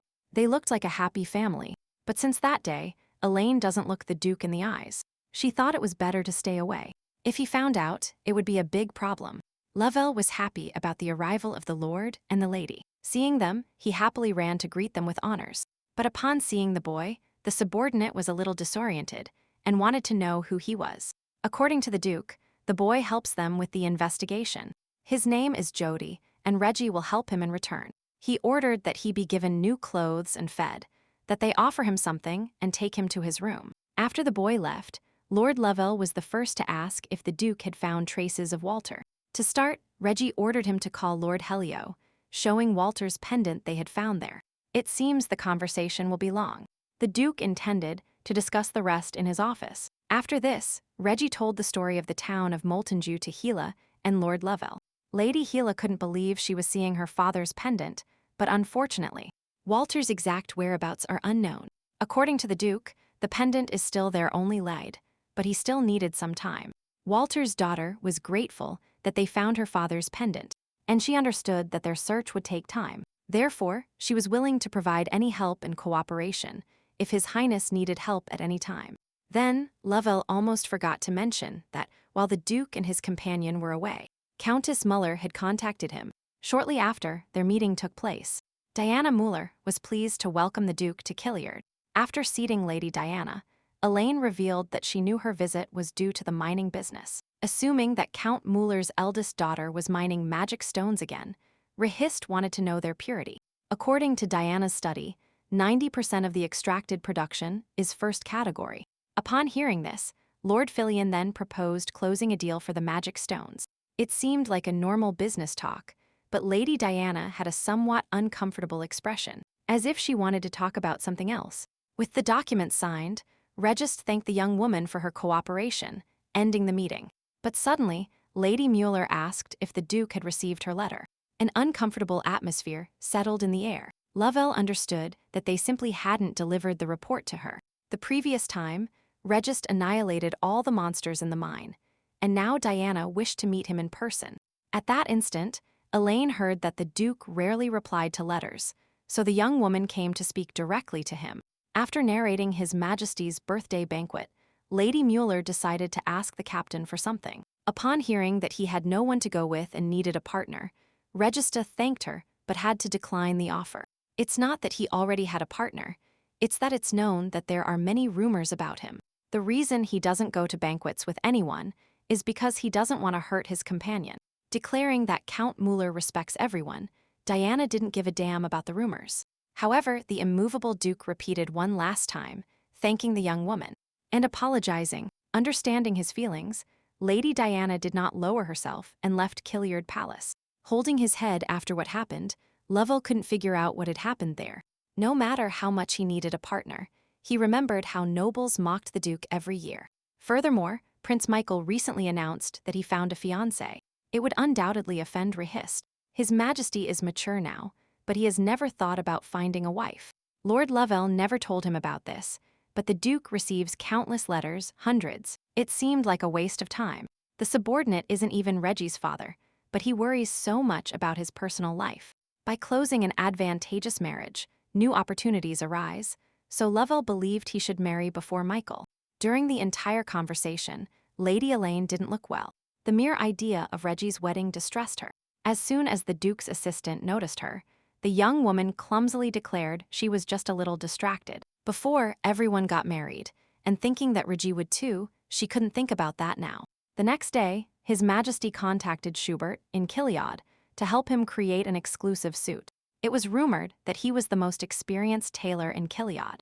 He could ensure the Duke would shine at the banquet. Giving the Lord the option to choose the desired design, Schubert was ready to make it a reality. It is obvious that many nobles will come to the banquet. It is obvious that Reggie will not lack female attention. Trying not to think that he would dance with someone else, Elaine panicked and covered her ears. And she revealed herself. She felt crazy. As soon as the wedding is mentioned, she completely loses her mind. To start, Schubert showed a popular summer suit among nobles, made with a rare green fabric. Seeing the dark green clothes, it was obvious to Elaine that dark green does not suit Reggie's violet eyes. The next outfit is inspired by travel. It has a good color, but it is too common for a banquet. Looking at the companion's somber expression, the Duke understood that this option wouldn't work either. Neither a design that is too traditional, nor a design taken from the East will please the girl. He even ignored the classics, until he saw the next outfit, which is not yet sold anywhere. It is made of high-quality black fabric, with gold embroidery and white accents. And violets. The suit enhances the figure perfectly, and according to the tailor, there is no other like it. With this suit, the Duke will be the star of the banquet, so he bought it without hesitation. Schubert offered to make tailored clothes for his partner, but the Duke said he was not interested, but instantly asked if they had dresses, and the tailor showed him a catalog with female models. Wanting his bodyguard to have a suitable outfit, Duke Filion invited Elaine to choose. He asked her to take it as a gift for taking care of him in the town of Moltenau. And although the girl will not be alone at the banquet, there is no problem. She will accompany the Duke. Very soon, the protagonists finally departed. It was impressive. This year everything turned out better. Sophia suddenly became curious and asked Elaine to honestly tell her where she got that outfit. Lady Rossley did not understand her confusion. If the outfit is really gorgeous, knowing that the companion would never choose those clothes, the lady concluded that the Duke chose her outfit. In the palace, Butler Jackson received them kindly, and after a bow, he invited them inside. When he was about to take the clothes to the dressing room, Ray ordered him to wait in the living room. They arrived earlier than Cezanne expected, so now they have some free time. According to Lady Rossley, this is His Majesty's capital mansion, where he celebrates his birthday every year. All this was difficult for Cezanne, thinking about how close Chelsea is to His Majesty. These words interested Elaine, as she was unaware, and the young man decided to tell her the story. After the Seneca incident, many members of the royal family died. With the positions of king and crown prince vacant, Chelsea de Filion took the place immediately. Chelsea gave Prince Michael the status of crown prince, so he was demoted to Duke of Kiliard. That is why the Chelsea conspiracy theory exists. He waited for the witch to flee to take the throne. Cezanne heard from Lovell that mercenaries were after His Majesty, because Kiliard flourished under him. Chelsea never thought that Desert Kiliard would prosper under the young Duke's command. According to Sophia, if they ignore the development in Kiliard, without knowing how much they will be paid to hire mercenaries, the people will rebel. It is obvious that the mercenaries are someone from the old aristocracy. Nobles are people for whom family status is more important than life. Due to the Seneca incident, they suffered great losses and hold a grudge. Elaine couldn't imagine that they were furious about Ria's successes in Kiliard. After the incident, only two people remain alive, Chelsea de Filion and Duke Diallo. Although they are brothers, they deprived him of the throne and gave him the title of Duke. But this way, he won the respect of the old nobles. As far as is known, Diallo suffered huge losses from the Seneca incident, which could motivate him to murder Ria. Keeping this in mind, only Chelsea de Filion benefited from this incident. If the conspiracy theory is true, Chelsea was the one who gathered the team to annihilate the demonic dragon. And that means he is guilty of the Seneca incident. In a short time, the preparations for the banquet were ready. According to Michael, only the nobles should arrive. His father truly wanted to believe that he wouldn't disappoint him again this time. Assuring his father that he could trust him this time, Michael said that last time he failed due to unexpected obstacles. Besides, it is said that this time the monster is without a partner. Fencing, talent, business. He rejected everything. Chelsea DeFillion couldn't believe that man rejected even a partner. This time he asked his son not to wait. Michael promised not to disappoint him again. The determined second prince was sure that this time Regist's approval would be his. With all preparations ready, Duke Fillion ordered the carriage to be prepared for departure. His companion was already waiting impatiently when he finally appeared with his new and dazzling aspect. Just by looking at him, Elaine held her breath. She forgot how to breathe and couldn't take her eyes off his. Only when he got too close did the stunned young woman manage to say how good that suit looked on him. Soon, Duke Fillion entered the banquet hall, feeling the gazes upon him. Cheers turned into whispers. To others, Regist is the son of a witch, but he only thought that the seats of the king and queen hadn't changed in a year. Seeing him there, Michael remembered that he had already said he would find him. At any cost. It seems Regist is doing well, so the prince was glad to see him. It was the first time since last year's banquet. Without even receiving a greeting in return, he also introduced his fiancée, Princess Elizabeth Fernard. After bowing before the duke, the lady declared it a great honor to meet him. Suddenly, noticing that Registe had no partner, Michael assumed he hadn't found anyone all year. But one shouldn't be discouraged. The prince suggested having hope and toasting to it. Just when nothing bad seemed to be coming, the infamous Lady Elizabeth threw wine on the duke. At the most unexpected moment, Regist saw a lady's fan covering his face. Addressing Lady Fernand, the lady told her that she should watch her step when wearing a long dress. But nothing serious happened. Lady Lakers managed to cover the duke with her elegant fan. Bowing to the guests, she introduced herself as Juliana Lakers, delighted to meet Prince Fillion. She heard that His Majesty had come to discuss her engagement, but it seems he has already found someone else. With a mocking smile, Michael declared it a lie, thinking she was still mentally unwell. Enough time has passed since Juliana healed, she just took a break from society. That day, Duke Killiard visited her, and the lady thanked him enormously for helping find that monster. During Michael's investigation, that damned lady was mentally ill after the death of her beloved. He was sure that Juliana suffered from a chronic illness due to the death of her beloved, knowing she had mental problems. At that instant, Miss Lakers was marked. The daughter of the Lakers family, of noble blood, fell in love with an orphaned knight. Determined to intervene, Duke Fillion refuted her words and said that Lady Lakers had never had a beloved knight. He has been doing business with them for a long time and knows everything well, so he introduced his partner, asking them not to insult her. Michael couldn't believe what he was seeing, and froze upon hearing his father's thunderous voice behind him. After everything that happened, Juliana expressed her discontent about the fact that rumors would now spread quickly among the nobles. Feeling a little guilty, Regist apologized. He just wanted to help and did stupid things. In reality, everything is fine. Only the lady wanted to know if he was okay. But she never imagined that the duke would think it better not to get involved with the witch's son. Without expecting to find themselves in this situation, and just as Lady Lakers thought, the captain proved to be very brave. She didn't realize that Michael was secretly following her, and that made her think of Caesar. Juliana still misses him, but she is getting stronger. She can no longer sit still. Caesar remains on her mind. Despite everything, she suggested returning to the banquet, but the duke planned to return to the mansion. In that case, thanking her colleague for the day, Miss Lakers allowed him to ask for her help when needed. A colleague in love with his bodyguard. That's how it all looks. That night, Elaine sank into silence in her thoughts, waiting for Reggie to finally come out. However, at that instant, out of the corner of her eye, she noticed Chelsea's presence. She hadn't seen him in person, even 20 years ago. But if he saw her face in documents or a portrait, or at least saw her from afar, it would be better to avoid him. Seeing Chelsea and his gang leave, the protagonist was sure it wasn't time to interrogate them yet. There is no doubt that the nobles at the banquet believe Bella is guilty of the Seneca incident. Elaine couldn't even imagine how it would feel if Reggie were there. All these thoughts are driving her crazy, so she decided to get some fresh air and step out onto the porch. Upon opening the door, the girl ran into His Majesty and was speechless for a moment. He stared at her, and although the banquet is still ongoing, Reggie decided to take a walk and realized that the M lady had also gone out for a walk. Suddenly, a sound came from the banquet hall. Elaine instantly paid attention to the amazing melody. As the Duke noticed, it is Shudel. The girl had heard it before in dance class, but now she just dances horribly. This surprised Reggie, as he didn't even think his companion was from an aristocratic family. The girl had to say that her family had gone bankrupt, and she had to sell her title. Besides, her family is from the village. Duke Killiard realized, and since everything was fine, he suggested they dance together until the end of Shudel's melody. Hearing this, the young woman got scared. It had been so long since she danced. Besides, the Duke had to return to the banquet. However, Reggie didn't want to go back there. The melody had caused a small scandal.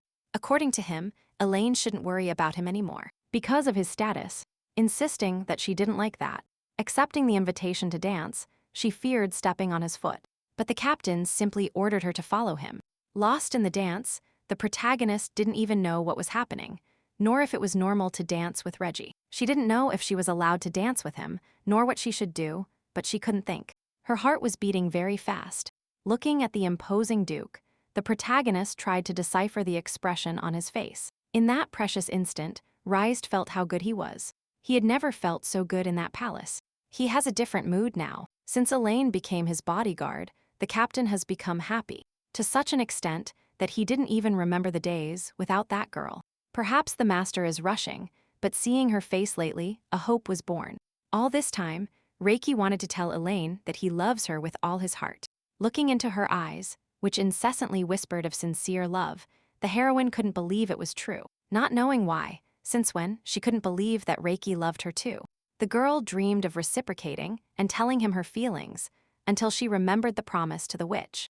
Unexpectedly, Elaine rejected the loving Duke and denied his feelings, saying she couldn't accept them. With the witch's heart, she felt she had no right to his love. She suffered for 20 years for not being able to stop Bella. If Ray knew she loved him with Bella's heart, the heroine couldn't imagine how much he would despise her. The terrible way the girl rejected his hand and walked away made the Duke think she hated him. Elaine insisted that he misunderstood her by saying she shouldn't like him. Reggie didn't understand what she meant. It's not that she hated him, but she shouldn't love him either. He really doesn't know what his companion is thinking. In the end, the M lady asked him to pretend nothing happened today. Then she bowed and left. Soon, Chelsea de Fillion received terrible news. Duke Dilo had died. It is rumored that, due to an exacerbation of a chronic illness, he passed away today at dawn. As for Duke Killiard, he left this morning, so he probably already arrived in Killiard. Furthermore, information about the crystal ball is being investigated. Surveillance has been established, so everything will be known soon. Wishing to find out everything before others, Chelsea was flattered that this son of a witch tried to do something even without support. After that day, Reggie said nothing about the confession. For several days, his behavior was the same as usual. But it is impossible not to feel that distance that arose between them. Suddenly, the Duke called his companion, but to send her first today, planning to finish the matters himself. And although Elaine tried to persuade him, she had to agree and hand him the remaining documents. However, the instant their hands touched, by fate, all the documents flew away and fell to the floor. It was that romantic atmosphere. They both bent down to pick up all the fallen sheets, knowing it would be awkward. Reggie said that he completely understood the answer Elaine gave him that day. The captain only wanted her to be comfortable with him, not to quit her job because it was difficult for her to be with him. In reality, it cannot be that the girl stops being his bodyguard. If she says she will stay with him, the Duke doesn't care, as a lover or as a beloved. After picking up all the documents, the protagonist said goodbye and was about to leave first in that case. But upon leaving, Lovell stopped her, interrupting suddenly. He caused a scene. Exhaling, he shouted that a murder had occurred near the Knight's Order building. The spectacle was horrific. The victim was brutally murdered. He didn't even have eyes. According to Lovell, from the preparation period for the birthday until today, there have been 7 murders. Now the killer has extended his hunting ground. It is presumed that the gentleman died around midnight. Ray highlighted as a distinguishing feature that he kills at night and takes parts of the bodies. If he remembers correctly, the gentleman cleaned at the Knight's Order and his eyes were pink. Furthermore, Lovell knew that the other victims also had unusually colored hair and eyes. The killer's abilities and thinking are clearly different from those of ordinary people. Clearly, the victim struggled and received multiple wounds, and the place where the eyes were removed is very precise. Therefore, as the Duke claimed, an investigation based only on arguments might be useless. Addressing Lady Aline, he asked her to stay a little longer to help him with the investigation. But the protagonist never imagined that the Duke would want to be the bait just because he has violet eyes. He plans to dress as a commoner and go to the alley, and when the killer lets his guard down, he will catch him. Lovell, like Elaine, thought it was dangerous without a suspect. It could be a mage or something non-human. It doesn't matter if the opponent is a mage or whatever. That scoundrel won't stand a chance against the Duke. Feeling deep desperation, Elaine suddenly asked to be the bait. She has green eyes and silver hair, which makes her a much more valuable bait. However, Rehist couldn't allow his guardian to get involved in something so reckless. In that context, both began to show their determination, but fortunately, Lovell calmed them down quickly. He didn't believe anyone would give up, so he suggested changing the strategy. They would have 2 decoys. Before the mission, the Duke instructed his people one more time to understand everything well. According to the plan, he and Lady Elaine would separate and go each on their own, being alone. The people were to wait in the alley, ready to react quickly and fly out at the signal of the flare. The operation to catch the killer began. Everything went according to plan, but Lady Elaine prayed that he would come to her. Hiding the sword under her skirt, she wanted to take care of the killer as soon as he appeared. Her ladyship would not forgive them this disgusting violation of the law in the country of Killiart. As expected, the silver hair and green eyes caught the killer's attention. His young mistress fit perfectly into his collection. Elaine entered a rather dark place, but since nothing happened, she thought the killer had gone towards Reggie. At that instant, the attacker stealthily approached from behind and tried to hit her, but she sensed him and used her sword instantly. He didn't expect her to stop him. The heroine softened the sword again to push the killer away from her. This guy has blood-red eyes, long, sharp claws, and a magical strength that surpasses human ability. Undoubtedly, he is a demon. He is the serial killer of Killiard. As soon as Elaine accused him, the killer decided she had discovered him and had come to confront him. Now that he was close, the color of her eyes turned out to be even brighter and more beautiful than he expected. Perfect for his collection, unlike demons, humans have eyes and hair of different colors. All demons have silver hair and red eyes. How boring. This is the reason why the demon collects parts of the human body, seeking the rarest colors if possible. Elaine considered it possible that this was the reason he had been killing people all this time. The mere idea that this bastard killed people just for his hobby literally made the girl boil with rage.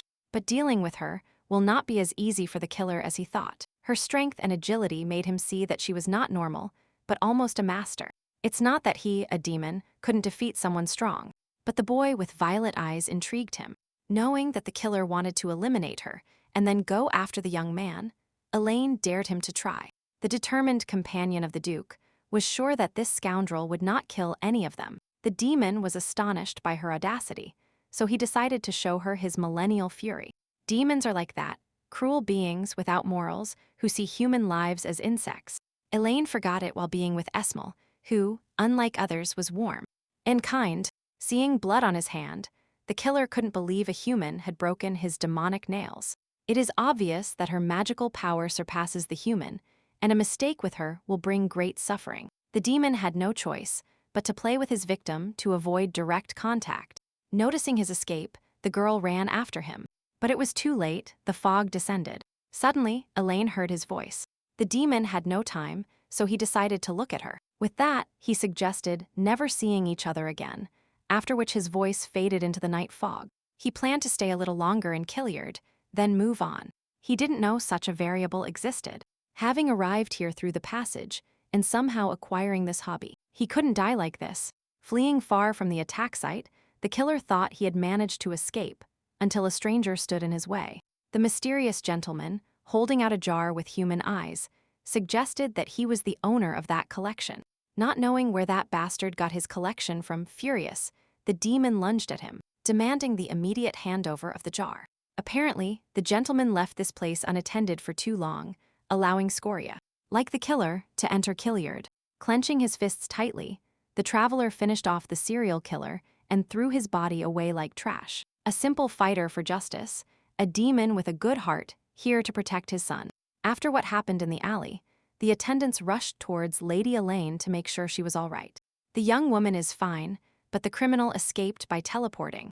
He is not human, he is a demon. Deciding she couldn't stay far, Elaine understood the urgency and ordered to immediately inform his lordship.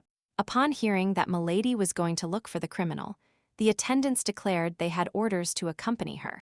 Despite their attempts to stop her, the heroine left, closely following her senses, which perceived the demon's presence.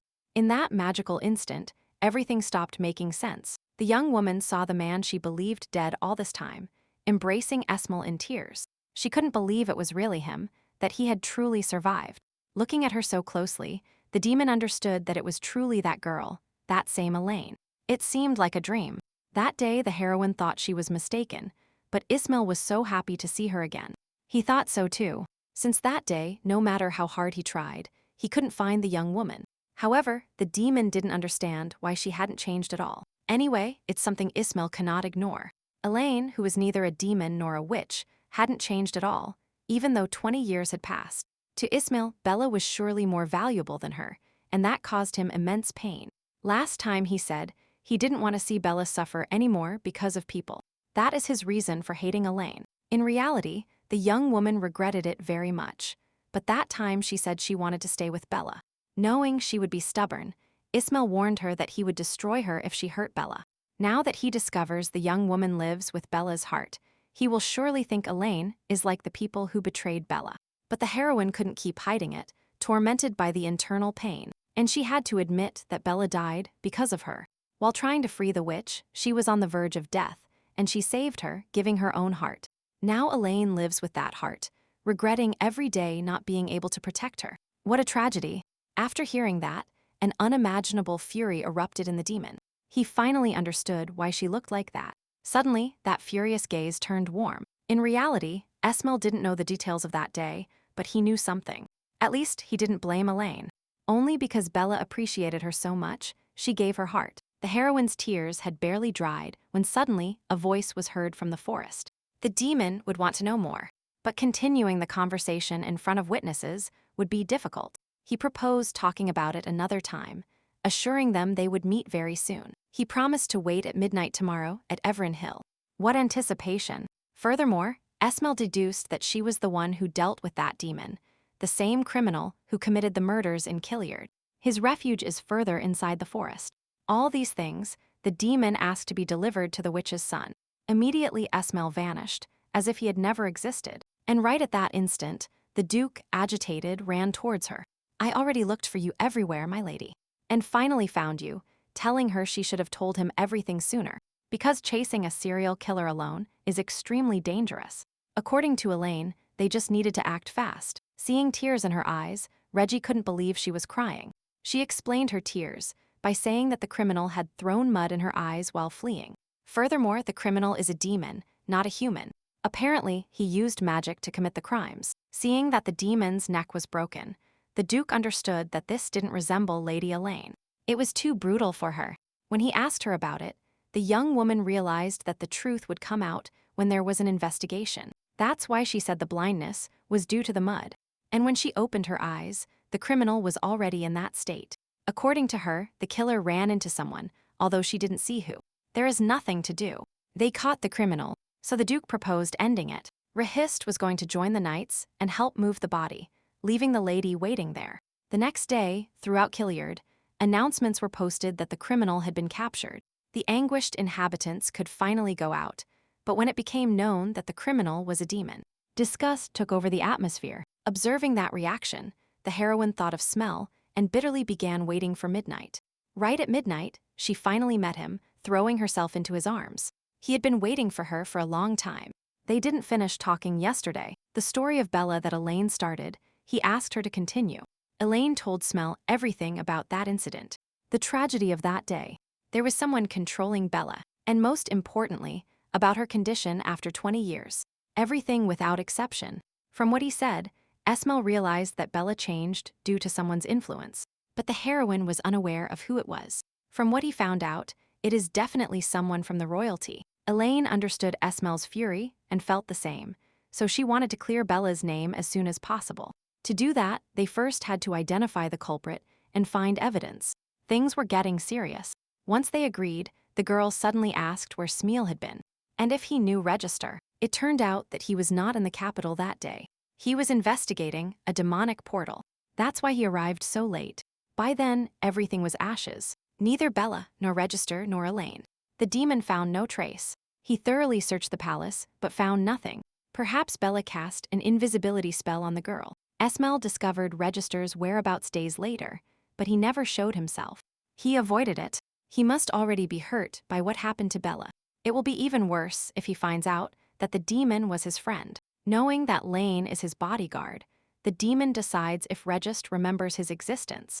Luckily, he remembers nothing, and the lady is not interested in revealing her identity. She feared the Duke would despise her upon learning she lives with Bella's heart, since Bella died for her.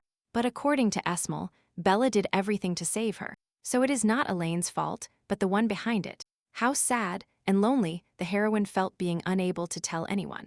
Today, finally, she can reveal everything. She doesn't remember how much she cried that day, telling Esmel what she had kept hidden for so long, and they consoled each other. The next morning, the lady woke up without remembering what time she returned the previous night. Realizing she was 3 hours late, she dressed at full speed and ran out of the bedroom. Seeing her at the door of his office, the Duke seemed to ignore her delay and told her he was looking for her. It turned out he wasn't even going to scold her, since today is a day off. With a question in mind, Rahist proposed going immediately south with him. It turns out that such urgency was because the results from the crystal orb had arrived. The orb's mana analysis reveals that its master is still alive and is in the Wolfron village. South of the continent, they soon discovered that, at the end of the continent, there is no trace of Talos. The magic compass indicates the trail goes into the sea, and Elaine deduces that he has gone to another continent. Thinking Talos might be on an island near the continent, the compass signal weakened. If he is on an island, it is not one of the 3 common ones, but the one at 12 o'clock. Noir Island. Determined to take a boat, the heroes found that they were denied launching one into the water at the pier.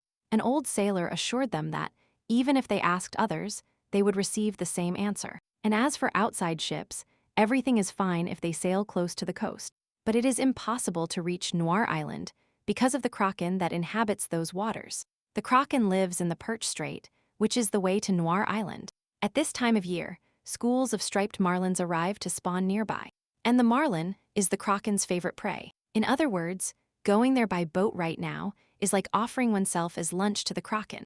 It would be strange to expect the kraken to distinguish a human from a marlin. Suddenly, Register de Filion introduced himself as the head of the Files a Knights Order of Killiard, and introduced his guard. It turned out that the sailor had already heard of that knight's order, which is rumored to be very powerful. It is the strongest knight's order. They have destroyed thousands of very powerful monsters. During the conversation, it turned out that the sailor has been sailing for 40 years, and the ship he handles practically flies. The Duke was sure that, then, he must know how to avoid the areas where the kraken lives. At 40 years old, he should know how to deal with the unexpected, especially with 2 Files a Knights at sea. There are tricks, of course, but so many things can go wrong. And knights are not strong in the ocean. The fearsome sailor refused, not for double, not even for 5 times the initial price. Only upon agreeing to 10 times the original price did they set sail from the pier. If he died, the sailor begged them to give the money to his wife and children. What a moment! Anyway, they managed to set sail, and if they reach their destination, they will have a clue about Sir Walter. The heroes must find Walter. Talos Asgard is alive, and that changes everything. Meanwhile, using his magic crystal ball, Talos felt someone approaching. They finally reached Noir Island. The sailor aged 10 years, and they still have to return. It's time to leave, leaving the old man at the port, awaiting their return. The adventure continues. Strange things happened in the magic tower. Many search requests lately. The master was busy when he heard the assistant screaming like crazy. Mr. Norton was speechless upon learning that someone entered his office. He ran upstairs, and upon bursting in, he didn't understand how this could have happened. According to the assistant, the culprit already escaped. They discovered the pie recently. Inspecting, Norton knew the intruder was looking for something specific. And then he noticed that the results of the assignment had vanished. But the worst part is that only the results of Duke Killiard's assignment are missing. Meanwhile, the compass signal intensified upon reaching the island. Talos is near. The compass did something unexpected. Its light shouted at them that Talos was right there. First, they decided to test the ground, looking for any suspect among the villagers. Seeing a guy in a black robe, the Duke asserted that the compass direction also matched. Then, the heroes set out to pursue that man in the dark hood. Suddenly, the pursuit led them to a dead-end alley. The mysterious subject discovered them and teleported away. Without hesitation, Reister shot out, ordering the girl to take out the artifact and follow him. With millimeter precision, he located his target and jumped, catching the hooded man completely off guard. Trapped with these two, Talos didn't understand why his teleportation didn't work in that place. It turns out they were using an artifact, so Talos' Asgard couldn't teleport here. They finally found him. Knowing who he really was, Duke Filion advised him not to do foolish things and surrender. The instant the red-eyed man put a knife to Asgard's throat, it became clear they were late. The situation was worse than imaginable. A ruthless gang surrounded the boys. With Talos as a hostage, the hooded man ordered them not to move, threatening to kill him. Regardless of who sent them, Ray believed they shouldn't have been so confident in beating him. The Duke is amazing, no doubt, but they have someone the Duke wants to know about as a hostage. So, Rahist understood that the one who hired them is linked to Sir Walter. He decided to find out if Talos knew where Walter was, asking for his sincerity. But on the other hand, the demon threatened the master with death if he said anything. Realizing the mess, Talos didn't know these guys asking about Sir Walter. Seeing how they interact with the assassins, it seems they are not on the same side. In the name of Sir Walter, Riggy promised to save his life in exchange for his truth. Upon hearing it was his lord, Talos understood it was registered to Filion, unable to bear it any longer. The assassin ordered his men to immediately remove those two from the house. At that decisive moment, Talos used his magical firepower and launched flames at the attacker. Determined to act, Duke Filion ordered his companion to take care of the ones outside. A couple of seconds were enough for him to finish off all those who dared to doubt his unstoppable knightly strength. As promised, he saved Talos' life, trusting his honest heart. Dropping his sword and kneeling before his lord, Register knew that these people could not be killed. According to Talos, if it is a pawn or a hitman, it is unlikely they will get information. But they are different. If they came to kill him, and it's a secret mission, the palace probably sent them. By interrogating them, they can get valuable information. They can also use them as important witnesses. The reason the master told all this was that he longed to see Register. Back then, Talos couldn't go look for him. He was afraid it would be dangerous, believing he should have apologized sooner. He blamed himself for Register's harsh childhood. Faced with those words, the Duke rebelled. He grabbed the master by the neck and ordered him to shut up. But he never imagined that the truth for which Talos apologized was Sir Walter's death. The news that his mother was not guilty in the Seneca incident, but King Chelsea was, shocked Reggie. The truth is that the king threatened Talos to get rid of all his relatives if he didn't cooperate. Chelsea promised to accuse his family of treason and kill them. It sounded like an excuse, but the master had to save his family. After defeating the evil dragon, the magic circle of eyes and blood extracted from the body was completed. This is how they subdued the witch. After which, King Chelsea fled to the city, where he planned to move the capital. Miraculously, Talos managed to escape the scene, and now he could state with certainty. Register's mother was not guilty of the destruction of Seneca, but a victim of betrayal. Now everything is known. Chelsea ascended the throne, and Register, the witch's son, has become an enemy of the kingdom. The king didn't plan for them to survive. King survived thanks to Sir Walter's care. That's why Talos wanted to tell the truth, reveal what happened in Seneca, and plan a revolution. The last thing Sir Walter said was to ask Talos to tell about the Seneca incident instead of him. After hearing all that, the Duke went into hysterics. He started laughing convulsively, unable to utter a word. If Talos says that Sir Walter has died, he should inform Register as soon as possible. But now the Duke didn't understand why Sir Walter died, why the Seneca incident happened, and why he survived being so idiotic. Even if Talos died 100 times, he couldn't atone for his guilt.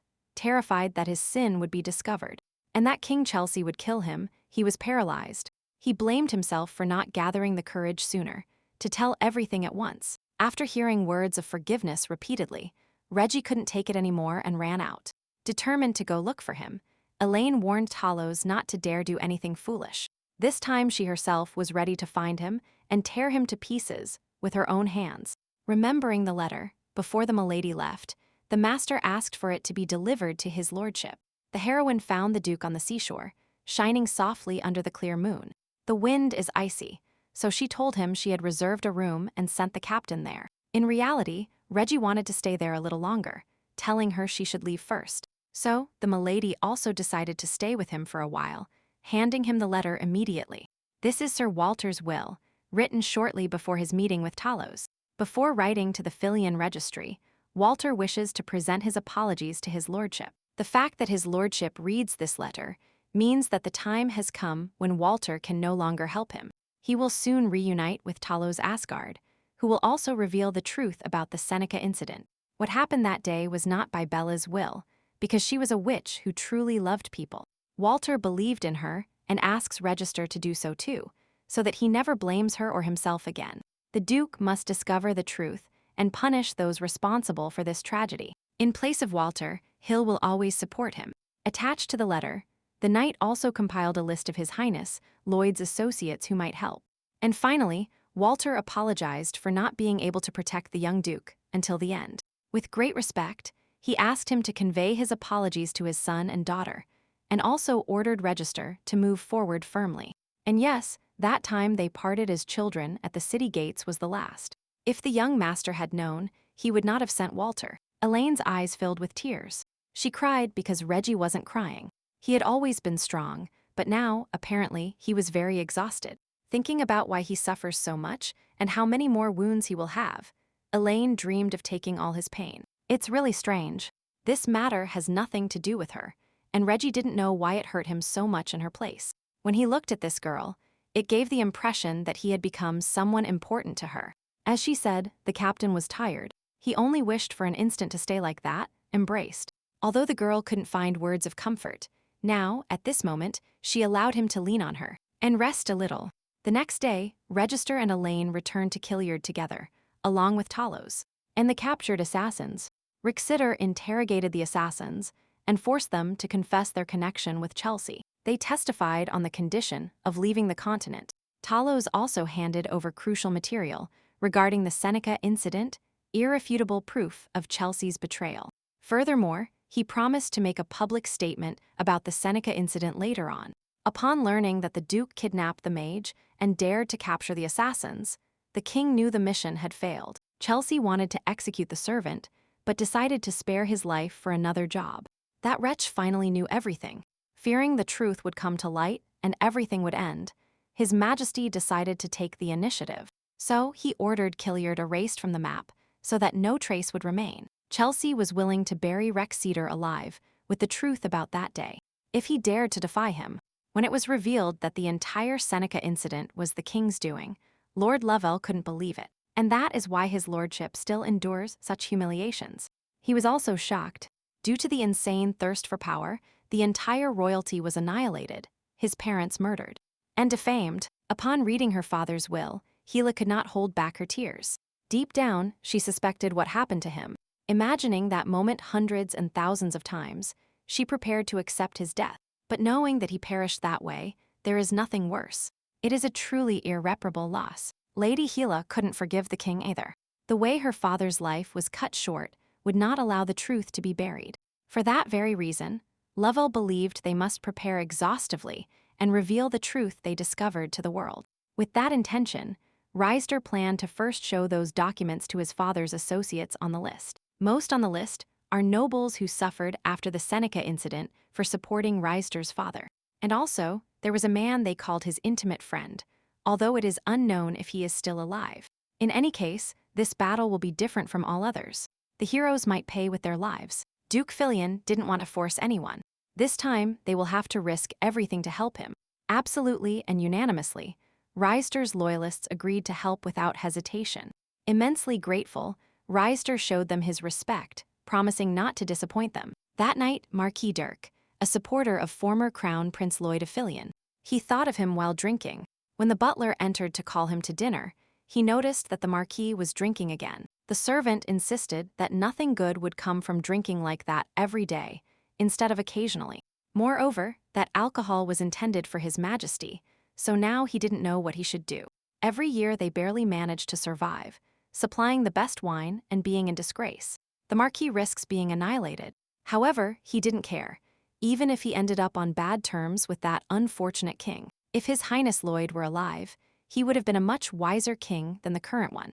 A maid burst into the room, announcing the arrival of a mysterious guest at this hour. It seemed strange to the Marquis that someone would hide their name and desire a secret meeting. Still drunk, he decided to introduce himself, with no intention of being polite to someone who wasn't. With permission to enter, the Duke of Filion removed his black hood and asked if Marquis Dirk recognized him. Staring intently, the gentleman was bewildered, but he undoubtedly recognized Duke Killiard. They met like this for the first time. Reister arrived after hearing rumors about the Marquis, about that Marquis Dirk, revered 20 years ago, and now wallowing in misery. Reister came to restore his honor, but Dirk didn't understand how he could restore his former dignity. According to him, the original reason for his misfortune was that witch murdered His Highness Lloyd. Upon hearing this, the Duke dared to suggest that his mother was not guilty. Everyone believes the witch caused the Seneca incident, but that is a mistake. The Marquis visibly paled, sweating coldly upon learning that Chelsea's rulers killed Register's parents. After asking him to read the document, the Duke begged him for help if he believed and understood what it was about. After the talk, Elaine doubted if she could trust the Marquis. She feared he would reveal the plans to the king. Reister reassured her. Dirk was a faithful ally of her father and is opposed to the current king. Since he agreed to help, they have no choice but to trust. He still remembers and is loyal to Lloyd. The truth is that betrayal is unlikely. Thinking the girl was exhausted from working all night, the captain sent her to rest properly. So, putting aside gloomy thoughts, he decided to focus on finding allies. At that instant, a woman's scream of joy resonated, and Lady Sophia ran to hug her, happy to see her. Cezanne was also here, very intrigued as to why it was so hard to see Lady Elaine lately. In truth, they hadn't seen each other in a while. His lordship had been very busy lately. Then, unintentionally, Sophia decided to find out if anything special had happened between them. According to Cezanne, they don't hint at anything strange, believing they have a good boss-subordinate relationship. In that case, Cezanne and Sophie asked the girl to turn to them if anything happened. Before leaving, Elaine told them that if they had any problems, they should also turn to her at any time. So the guys understood that nothing had happened yet, but they noticed a strange atmosphere. Although, perhaps, Duke Killian and his bodyguard have not yet clarified their feelings.